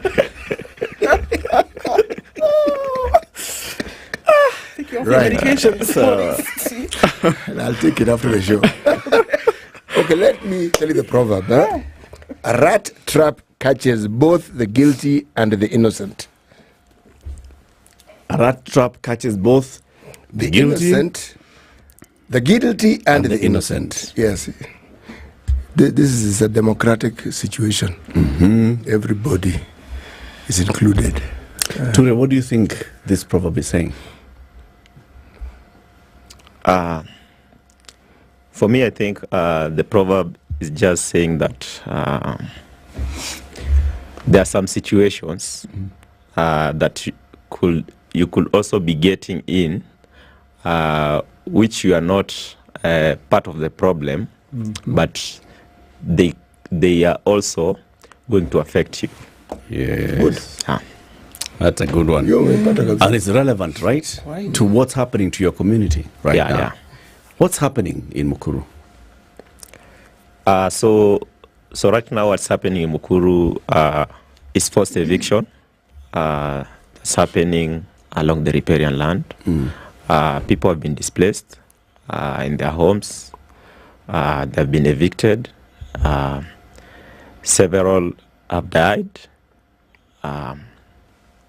Others are sleeping outside right now as we are speaking. Outside as in no covering, nothing? Yeah, they don't have any shelter, any form of shelter. Wow. Anywhere just to have the roof on their heads. Yeah. Mukuru is a big area too, right? Yeah. Just tell us, there are several Mukurus that we hear about. How many Mukurus are there? Mukuru is quite very big. We have different parts of Mukuru. We have Mukuru Fuatanyayo, Mukuru Kayaba, we have Mukuru Viwandani, we have Mukuru kwa Ruben, then we have Mukuru kwa Njenga. Okay. And this is all in the more or less. Are they next to one another? They're all more or less in the same area? Just to say politically, or maybe just the way Mukuru was divided, because in political aspect about it, because people of Mukuru face the same challenges and the same crises that are there in the society. But these areas have been divided into different segments and different constituency. And for me, I believe this was just deliberate so that people cannot unite against, like, for example, certain oppression that are happening right now. Because if you go to Mukuru Kayaba, these are people from Starehe constituency. So they have different leaders. They have different administrative representative. Right. If you go to Mukuru Viwandani, they are part of Makadara sub-county. So they are represented with different politicians, different administrative leaders. Yeah. If you go to Mukuru kwa Ruben and Mukuru kwa Njenga, they are part of Embakasi South, which is part of different constituency. So approaching other issues just collectively is very, very problematic because sometimes when you want to unite or maybe you want to speak on the same issue, you find out that you are divided because you have to go and seek refuge or maybe consultation from different leaders. We have never had maybe like a consortium of these leaders maybe coming together because the issues of Mukuru Kayaba are the same issues of Mukuru kwa Njenga and Mukuru kwa Ruben and Mukuru Viwandani. And Fuatanyayo. How many people in your estimation live in these Mukurus combined? Yeah, for example, like Mukuru kwa Njenga alone, it's like approximately 500,000 people. That's kwa Njenga alone. That's kwa Njenga alone. Yeah. Jeez. This is the biggest. Yeah, I was going to say it's the biggest one. Yeah. Okay. Now, what, and just for context here, because I mean, it would appear in the minds of some people who maybe think it is obvious, but I don't think so. What are we talking about in terms of earning? Let's look at earning. What folks who live in Kwanjenga are earning on a weekly, monthly? What are we talking about here? What does it look like? So people who live in Mukuru, basically they survive on hand to mouth. Others, they have their own businesses that they do, small businesses. Others, they work at industrial area. And the minimum wage, they don't even get the minimum wage because you find that the life in Mukuru is very, very affordable. Like for example, we have people who pay house rent for about maximum 2,000 Kenya shillings. Across, maximum. Then we have how big a house? No, I'm saying throughout. So throughout Kwanjenga, Not only kwa Njenga. No, I'm just using this as an example, yeah? So when you're saying maximum 2,000, that we will not find somebody who is paying above 2,000 shillings for rent. Yeah, it depends also with the structure, because we have other formal areas, and we have a majority of the parties in the informal area. Okay. So informal area they pay 2,000. Okay, I understood. Okay. Now, how do people get to where they go? And I'm asking these questions because we are going somewhere, right? Yeah. How do people get to where they're doing this job that's not even the minimum wage? They just go by foot, by walking across. When you cross just from Mukuru kwa Njenga, go to Mukuru kwa Ruben. You know, this settlement is just by design, because it's in the middle of the industrial area. Okay. Yeah. So most people are, like you said, finding work in industrial area, doing your own business, hand to mouth. So people who do, you know, and they're paying rent to landlords. Do these landlords reside in any of the Mukurus? Yeah, majority reside there. Then we have those who don't reside there. Okay. Yeah. So the houses in the majority belong to the landlords and not to the individuals? We have, like, for example, 70% belongs to the individual, about 30% to the landlords. The individual, so somebody comes and puts up their own structure. Yeah, their own structure. And they live there. Yeah. And they don't pay rent or rate to anyone. Yeah, they don't pay rent or rates maybe to anyone, but they can even maybe extend to construct maybe several buildings that they can rent to some adjacent. Yeah. But how do they acquire this plot where they're building the house? So for these plots, they are being given by the administration.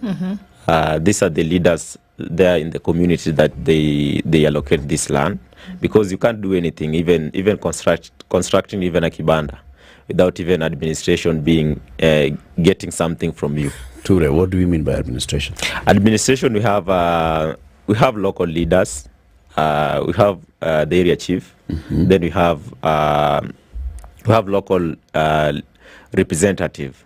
There was we call them nyumba kumi. Nyumba kumi leaders. So when they see you are just bringing in mabatis or maybe materials, even just doing repair, you have to give them something. So for you to start building somewhere, the chief must be aware, and most likely the chief must have received something from you. Yeah. Right? Yeah. So that then you can now start constructing your house here, where your family is going to live, and you can even extend so you can have some rental units. Yeah. Or you can even have a shop somewhere where you're doing your business from. Yeah. Right? So that means that even the landlords, the 30% who own houses where they're just renting, even for them, the chief, the local leadership, the wazes, there's like a community there that is the one that approves and authorizes for you to have a structure. Yeah. And so somebody somewhere is aware, and that somebody somewhere has a direct connection to government. Yes, for sure. Okay. Now, people have built even on the bank of the river. Is it the same situation? Yeah, it's just the same situation. The chief is aware? Yeah, the chief's very, very aware, the administration, because if you go just and do your own research, like for example, the people who have been living along the riparian land, there are some of them who bought even the land from even the village elders. Bought? Yeah. From village elders. There are some of them who were allocated those land by the area's MCAs and also local leaders. They were given those land as others were given as gifts. Yeah. Others were given as maybe like a community school, just construct a school here where we'll be serving, for example, the kids from this area. Right. Because, you know, in Mukuru, we have a lot of informal community schools. Yeah. That they serve quite a lot of pupils in Mukuru than even the public. The children of Mukuru will most likely be going to an informal school. Yeah, because we have very, very few public schools. Okay. Yeah. So this is the whole situation of people who live in Mukuru and operate from Mukuru on a daily basis, right? Yeah. Now, we have the ongoing rains. Even before we come to the demolitions, the rainfall, as it has been happening here every morning, we've been talking about how about the people who actually live in these areas of Mukuru. When we see water, so much water getting into people's houses, how are the people of Mukuru living? How are they surviving this with the kind of structures that these houses are made of, with the kind of lack of infrastructure in terms of roads, in terms of sewage systems, in terms of just that organized infrastructure? How has it been? Just paint the picture for us of this rainy season in Mukuru. It has been raining, and actually it has affected a lot of people in Mukuru. Some of them it has displaced, the rain has displaced some of them, and some of them have been living in those houses just with stagnant water because they don't have anywhere to go. Living in stagnant water? Yeah, living in stagnant water.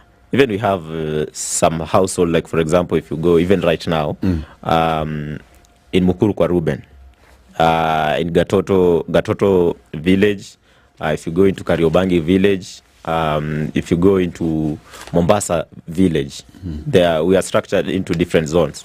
There are households that people are sleeping in those households. They're having water. So they have like a double-decker bed. So they just sleep there. Then when you go outside, you have to wear your gumboots, then go outside. And if you don't have gumboots? So gumboot is a requirement. It's a starter kit. Yeah, it's a requirement. Living in Mukuru, starter kit, gumboot. And you must have a high raised bed. Yeah. So this is where you are living. I mean, this is where you're sleeping. So where are your utensils? Where is everything else? Is it everything else up with you there on the bed? So or you're saying that now you've raised even your kitchen table, you've raised your cupboard, you've raised... Yeah, and actually what happens into these different villages, when it rains, after the rains are done, now we are done with the rains, now it's summer, you find that people who live along the riparian land, they now have to raise. Now they bring in soil, with the village elders and also the administration being included, they raise. Not that they will, but this is practice. This is something that normally happens. They raise the land. Now you demolish your structure, then you bring some soil, then you make a hill, then you build then you build. Because I've just told you, if you go like into different villages right now, it's still flooded. Even they have done eviction into that area, but the area is still flooded. Because and the situation in your house, if you want to just stay in your house, you have to raise everything. Like if it's flooded, you bring some stones, then you raise a table, you put your gas there, your sufuria there, then you have to cook. To cook from there. Unless you have some resources, you can move to another different area where you can get a good house that you can pay for like 2,000 shillings. What's that house? Describe that 2,000 bob house. It's just a single room. Is it permanent? Not permanent. What is it made of? Iron sheets. Iron sheets, and then so it's mabati wall, mabati roof. Yeah, mabati wall. And wooden door, obviously. Yeah, and a window. Okay, so that's a single room, 2,000 bob. Big enough to accommodate a family. Yeah. We have been indignified to a certain level, where people have just normalized the situation, because when you ask about this, they say that these are like illegal settlements. And for me, I don't think if you have something like illegal settlement, it's just that the state has failed to implement like Article 43 of the Kenya Constitution, which also enshrined in our constitution that everybody has a right to a decent housing. So for me, I think these are not illegal settlement. It's just that we have the crisis on issues about land and housing. in the city and generally in the country. Yeah. Okay, let's take a break. When you come back out of this break, we want to hear more about what's happening in Nakuru, and then you'll tell us about the demolitions. Prior to the demolitions, the kind of warning system that have been given, even you as the Nakuru Social Community Justice Center, what were you doing as a social justice center to create awareness about the dangers of what's coming, the floods, the rain season, what you've done in terms of supporting the community, and then what's happening now to those that have been affected by the demolitions. 9:30, our guest is Anami Daudi Ture. He is the coordinator of the Nakuru Community Justice Center. He's our guest today. He's telling us the situation on the ground in Nakuru. All the Mukurus. We know of Mukuru Kwanjenga, Mukuru Kayaba, Mukuru Karuben, Mukuru Viwandani, Mukuru Fotanyayo. Combined, it's over 1 million people who live there. All of them impacted heavily by the ongoing rains. This is the Situation Room, the only way to start your Do day. you have the passion, the interest to tell a story to the world in your own style? Well, we're ready to take you in and help you grow your talents in the media industry. The Standard Group, in partnership with Talanta Institute, is offering a media training and incubation program courtesy of Standard Talanta Academy, where we nurture and guide industry talents on an array of topics from writing, reporting, media law and ethics, investigative journalism and research to the Kenya Copyright Board, Kenya Film Commission and the Kenya Films and Classification Board legal frameworks. To apply to the Standard Talanta Academy for our upcoming May intake, visit www.talanta.ac.ke or call 0724 468 468. The Standard Talanta Academy. Lights. Light rain continues in Nairobi. It's 18 degrees. We'll see highs of 23 and highs of 25 in a mostly cloudy Nakuru at 18. It's at 21 and cloudy in Nyeri and mostly sunny for now in Eldoret at 20, going to highs of 24. Cloudy conditions at 26 in Mombasa and in Malindi it's partly sunny at 27. Mostly sunny at 25 in Kisumu, going to highs of 29. And we'll see highs of 29 in a partly sunny Kakamega currently at 24. Kampala is sunny at 25 and it's mostly cloudy at 25 in Dar es Salaam, and looking at 18 and sunny conditions in Johannesburg, and in Mogadishu at 30, mostly sunny, going to highs of 32.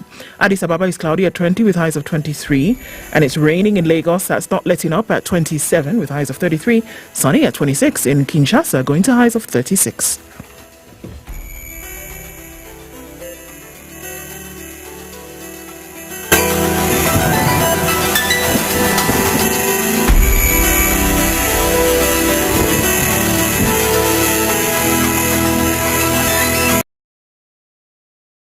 Okay, where are you this Monday morning? It's pretty busy wherever you look. On Cambu Road, still continues to be heavy. It's coming in through towards DCI, and that even before that, headquarters, coming round to the Muthaiga Square area. On Survey, coming through Survey on the Thika Superhighway, out towards Pangani at the underpass. We're going to find some traffic there. Very busy on Limuru Road today, coming in all the way from Ruaka through towards Parklands and then out to the city centre. Lower Kabete going towards Spring Valley, a little smidgen of traffic there. We're looking at what's going on towards the Red Hill Link Road. That's fine, you can use that as an option. But as you cross over Limuru Road, then it's going to, pack up a little bit. Busy on Uhuru Highway. Well, let's take a look at what's going on Mombasa Road. Still pretty sticky. Folks who are coming in through towards Cabanas, that whole area where it was really flooded this morning. It's going to be that way for a while. And as you come out of it, towards Capital Centre, you should be fine. Keeping an eye on things coming out of traffic hour now, but still a bit crazy here and there. Let's talk through the morning on SpiceFM KE on X. Mature, intelligent talk every morning. Spice up yourself.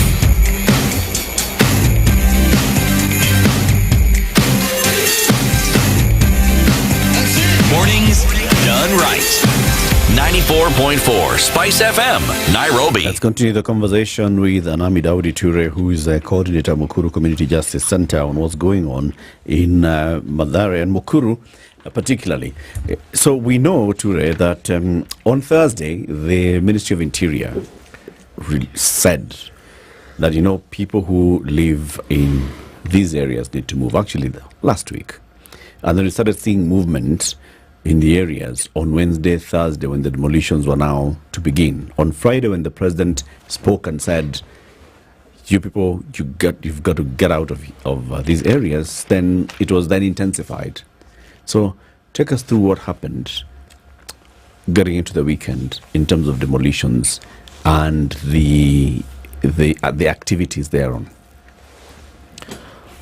So what happened after 48 hours notice is that actually they began even the evictions even without even the time, the 48 hours elapsing.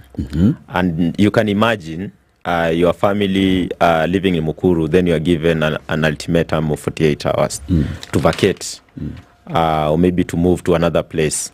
Then the government has not given you an alternative place, and it's raining, it has flooded, you don't have resources or maybe money just to go and pay somewhere where you can get maybe refuge at that time.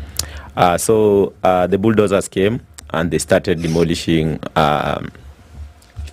houses in Nakuru along the riparian land without even the government taking precautions and also issuing like even a notice. For example, if the president just speak to the day and say that, or maybe Kindiki says that we're giving you 48 hours to vacate.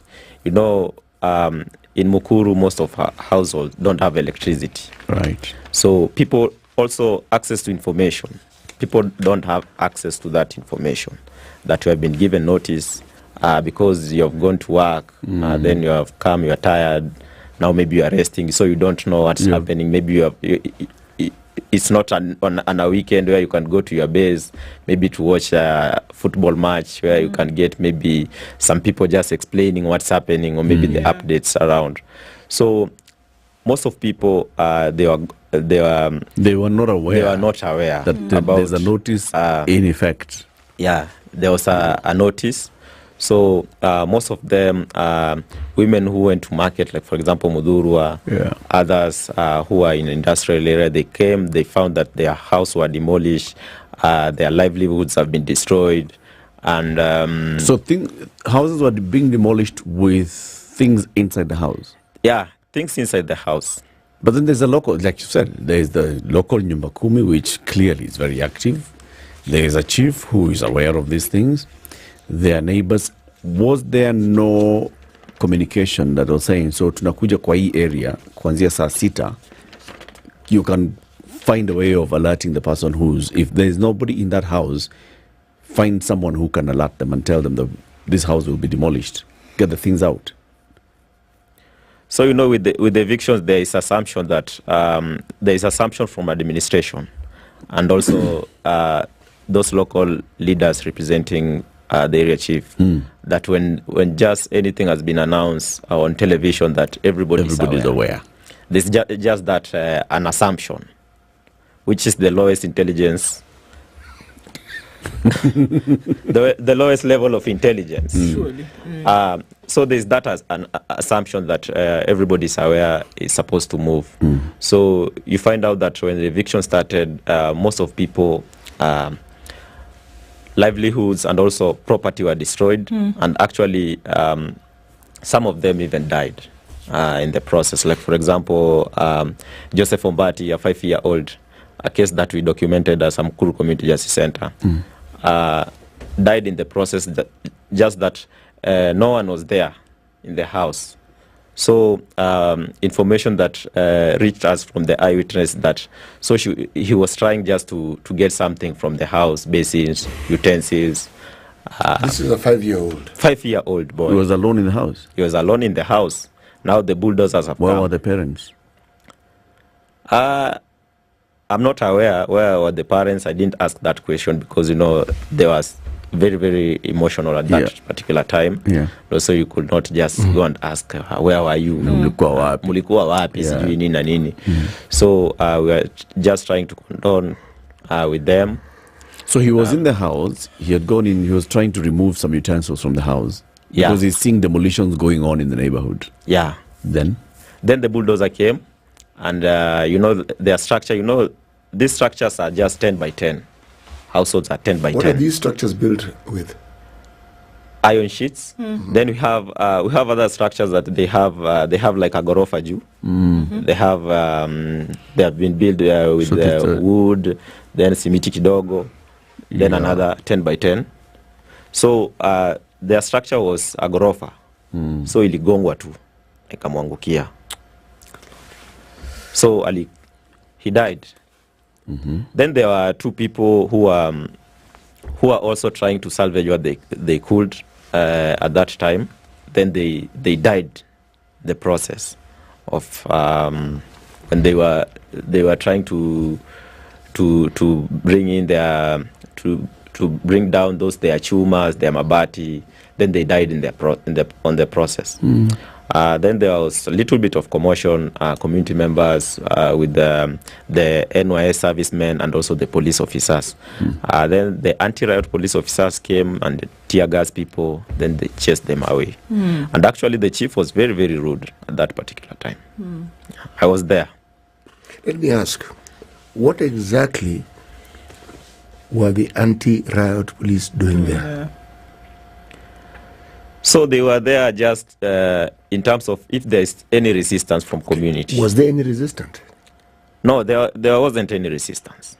So the question is, Ture, is it that people don't want to move? They want to stay where they are because, everything is there? Or that people don't know where to go? Which one are we talking about here? Because one would, that's like the question City is asking, I'm assuming. If anti-riot police are there, maybe it's because people don't want to move and it seems like, you're going to have to make them move.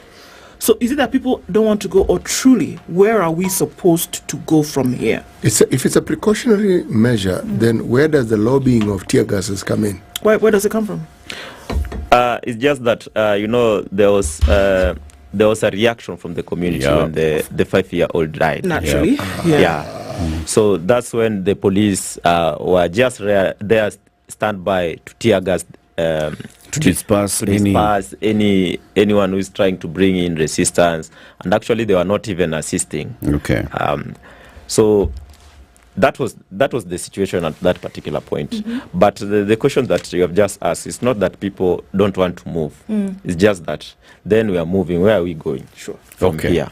Ture, during the national address on Friday, the president was asked that question specifically. You're asking people to move. Are there modalities of telling them and guiding them on where to move? And the president was very categorical. He said, we have national government administration officers across the country. Those ones are working as Ngao officials, with the county officials, with other community leaders to identify safer areas where people can move, and people are being directed on how to go there so that they can get support from government in terms of shelter, in terms of food, and in terms of any medication that they may need. This is what the president said. And he was speaking specifically to those that are being asked to move from their homes because their homes are in danger. Either you're downstream of a dam or you are living in a riparian land, such as the people of Nakuru. What is happening in Nakuru? The Ngao officials, the chief, the assistant county commissioner, the deputy county commissioner, and the county commissioner, and the police, and the ward rep, and the ward administrator from the county, and the sub-county administrator, have they spoken to the community and organizations such as yourselves, the Nakuru Community Justice Center, to identify areas where people could be moving to? Not yet. Maybe that conversation was maybe in State House, and it remained there in State House because the chief and also these officers that you are telling me about, they are the ones supervising the evictions. And actually people have died. They haven't even given them direction, like for example, to seek refuge maybe in the nearby schools, because now the schools are currently, they are still closed.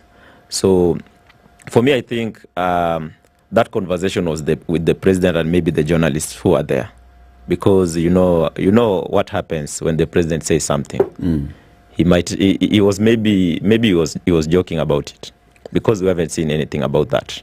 Even yesterday we had PS Raymond Omolo talking about maybe the relocation plan, but we haven't seen it in Mukuru. So we are saying, the government has brought in an illegal scheme, let me say maybe an illegal scheme, about affordable housing, which we have them here maybe in Mukuru. Like for example, I was there yesterday. I went even to the site yesterday. Another project, yeah. Yeah, just to inspect maybe if they have a plan maybe to take people there. I saw we have like we have about five that they have finished constructing them. 5 blocks are done. 5 blocks are done. I asked them, 5 blocks are done. So instead of us maybe talking about affordable, because that's, I know, is the conversation that the president is going to bring in. Affordable. Affordability, affordable to who and how. Because, if you want to relate to someone who lives along maybe the riparian land, he's paying his house maybe 1,000 Kenya shillings. So can we bring in like the social housing program for the poor than the affordable? Yeah. Than the affordable housing, because the president was very clear and said that for this housing, because now we are talking about the government intervention. Yeah. They should have a short term, a mid term, and a long term intervention. Like for example, now. We have like nearby schools. Like for example, we have a very good supportive institution like Ruben Center. If they could speak to them, then they take those people who have been evicted to that place. Then they organize them, like for example, systematically, because they have the administration officers on their ground, the Ngao officers. Then they take them to the social housing that we are having here. When you say completed, what do you mean? These these houses that have been built in Nakuru, you mean they've been put up, they're standing, they have a roof, they have doors, they have windows? Yeah, they are done. Tiles in the bathrooms? Yeah. But then the contractor is still on site, continuing with the other buildings. Okay.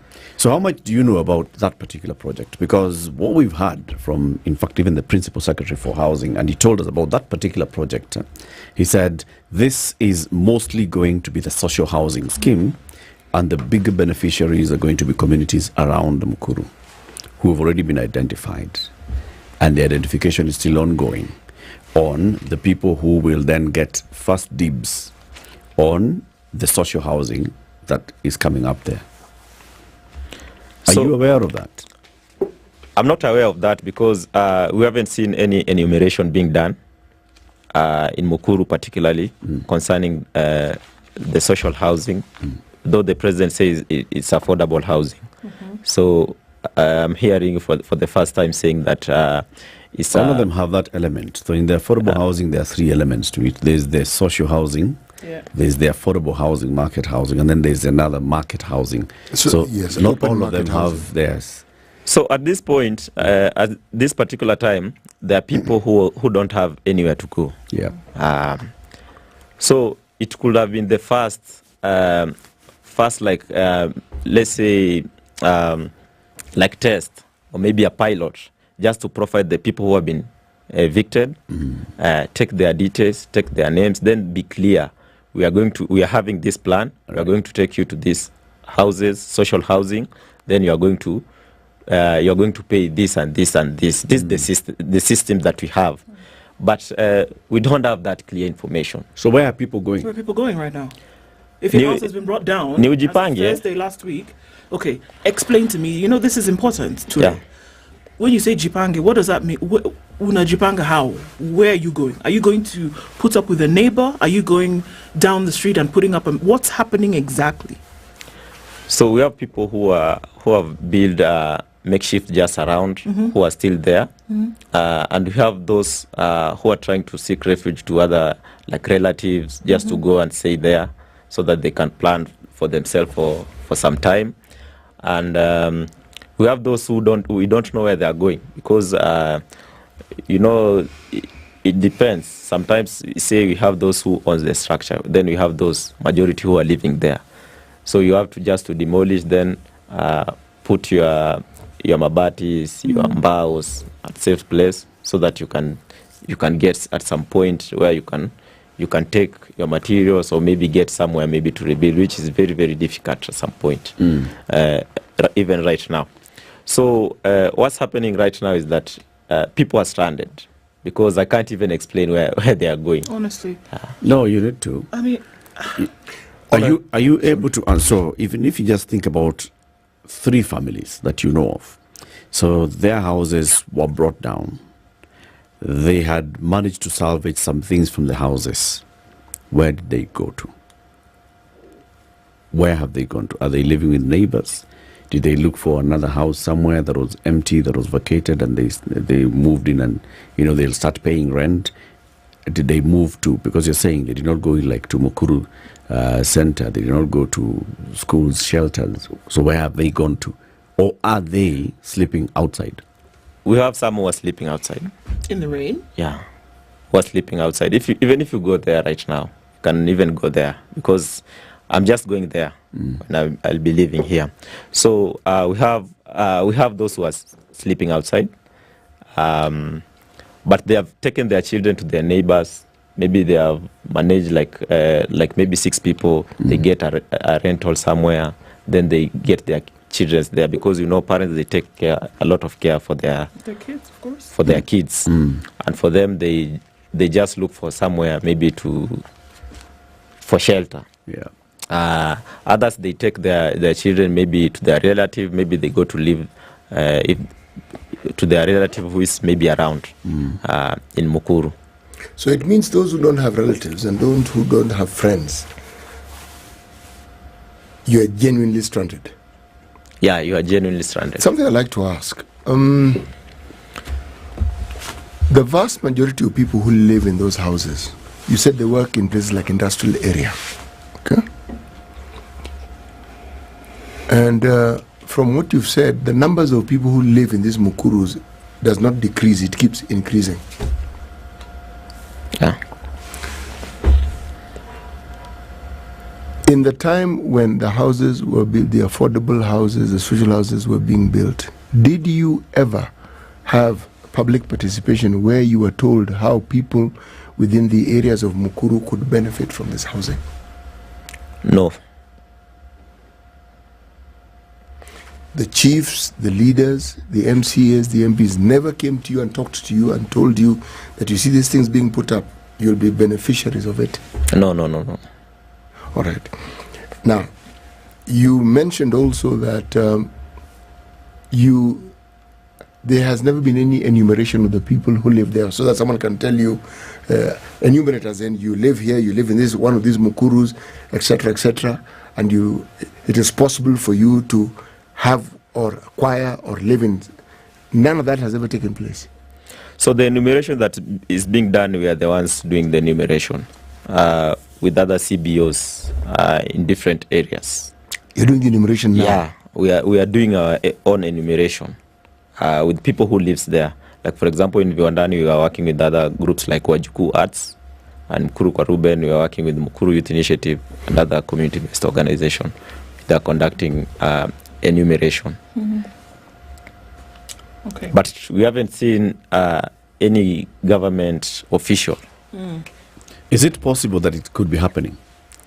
Yes. That probably the local chief and those wazers have actually been doing it, just knowing that we know after all they are the original landlords here.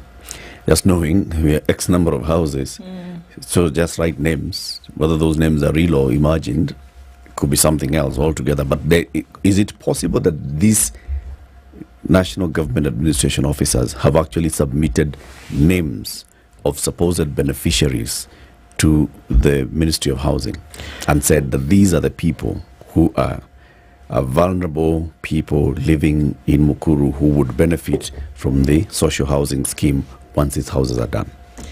It's very possible, but the narrative that we have, and the experience that we have with these elders and even the local area chiefs, these people are very, very corrupt. And we know what happens if they are given this opportunity without even anyone who is being there, like maybe to monitor or maybe just to observe what's happening. You could even get the names that other names of people who living, for example, in Kisii or maybe in Mombasa, Kakamega. They are the ones who have been evicted in Nakuru. So for this process, we have even we have leaders from even different clusters. We have different leaders who are not maybe affiliated to government institution, who are very trustworthy within the community. They are not aware of anything even happening. Because if it could have been happening, tungekuwa na hiyo ujumbe. So now, as the Nakuru Community Justice Center, what are you doing as your organization to support those that are being displaced by these floods and to create awareness about what's going on?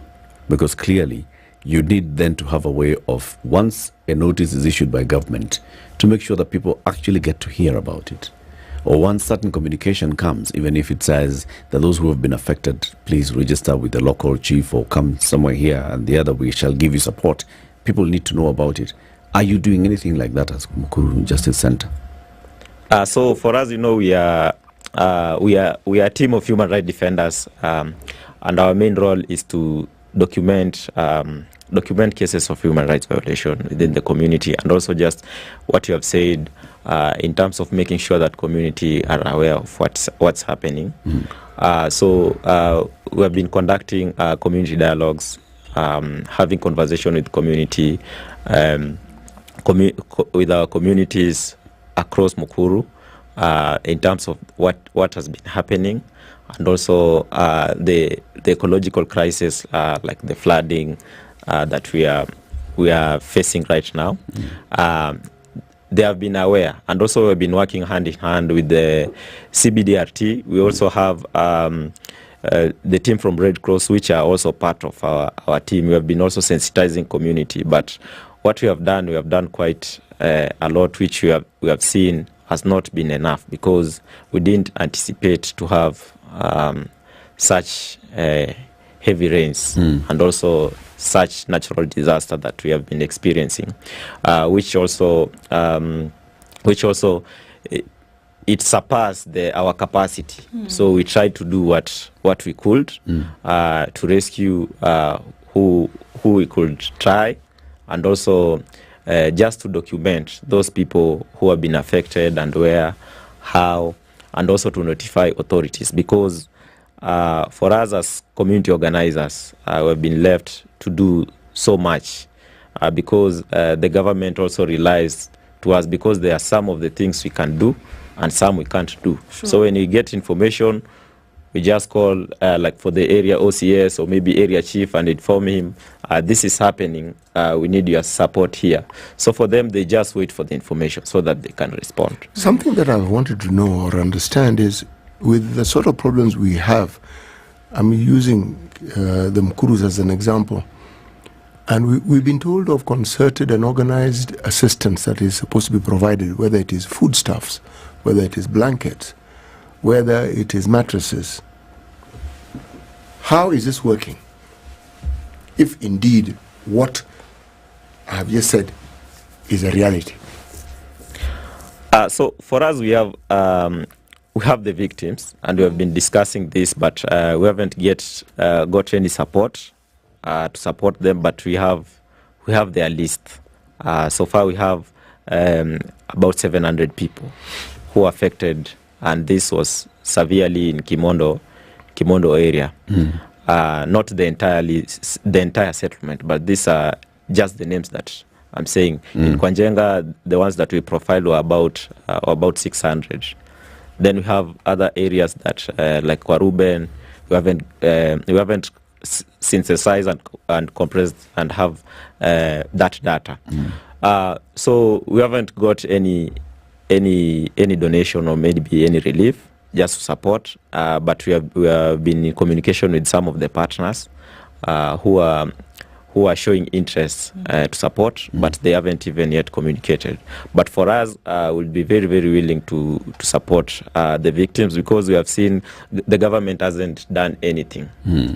Hasn't done anything in terms of supporting the victims of floods. Right. Yeah.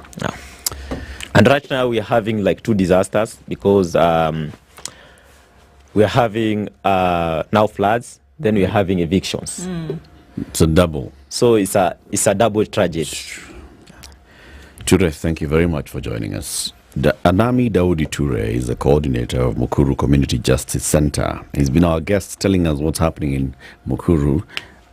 With these evictions, with the ongoing flooding, some people have nowhere to live to, so they just continue living in the structures that they live in with water inside. So you just have to find a way of living. It's tough. But thank you for joining us today. Thank you for tuning in to the Situation Room this morning. Have a lovely day. We'll see you again tomorrow, 10 a.m.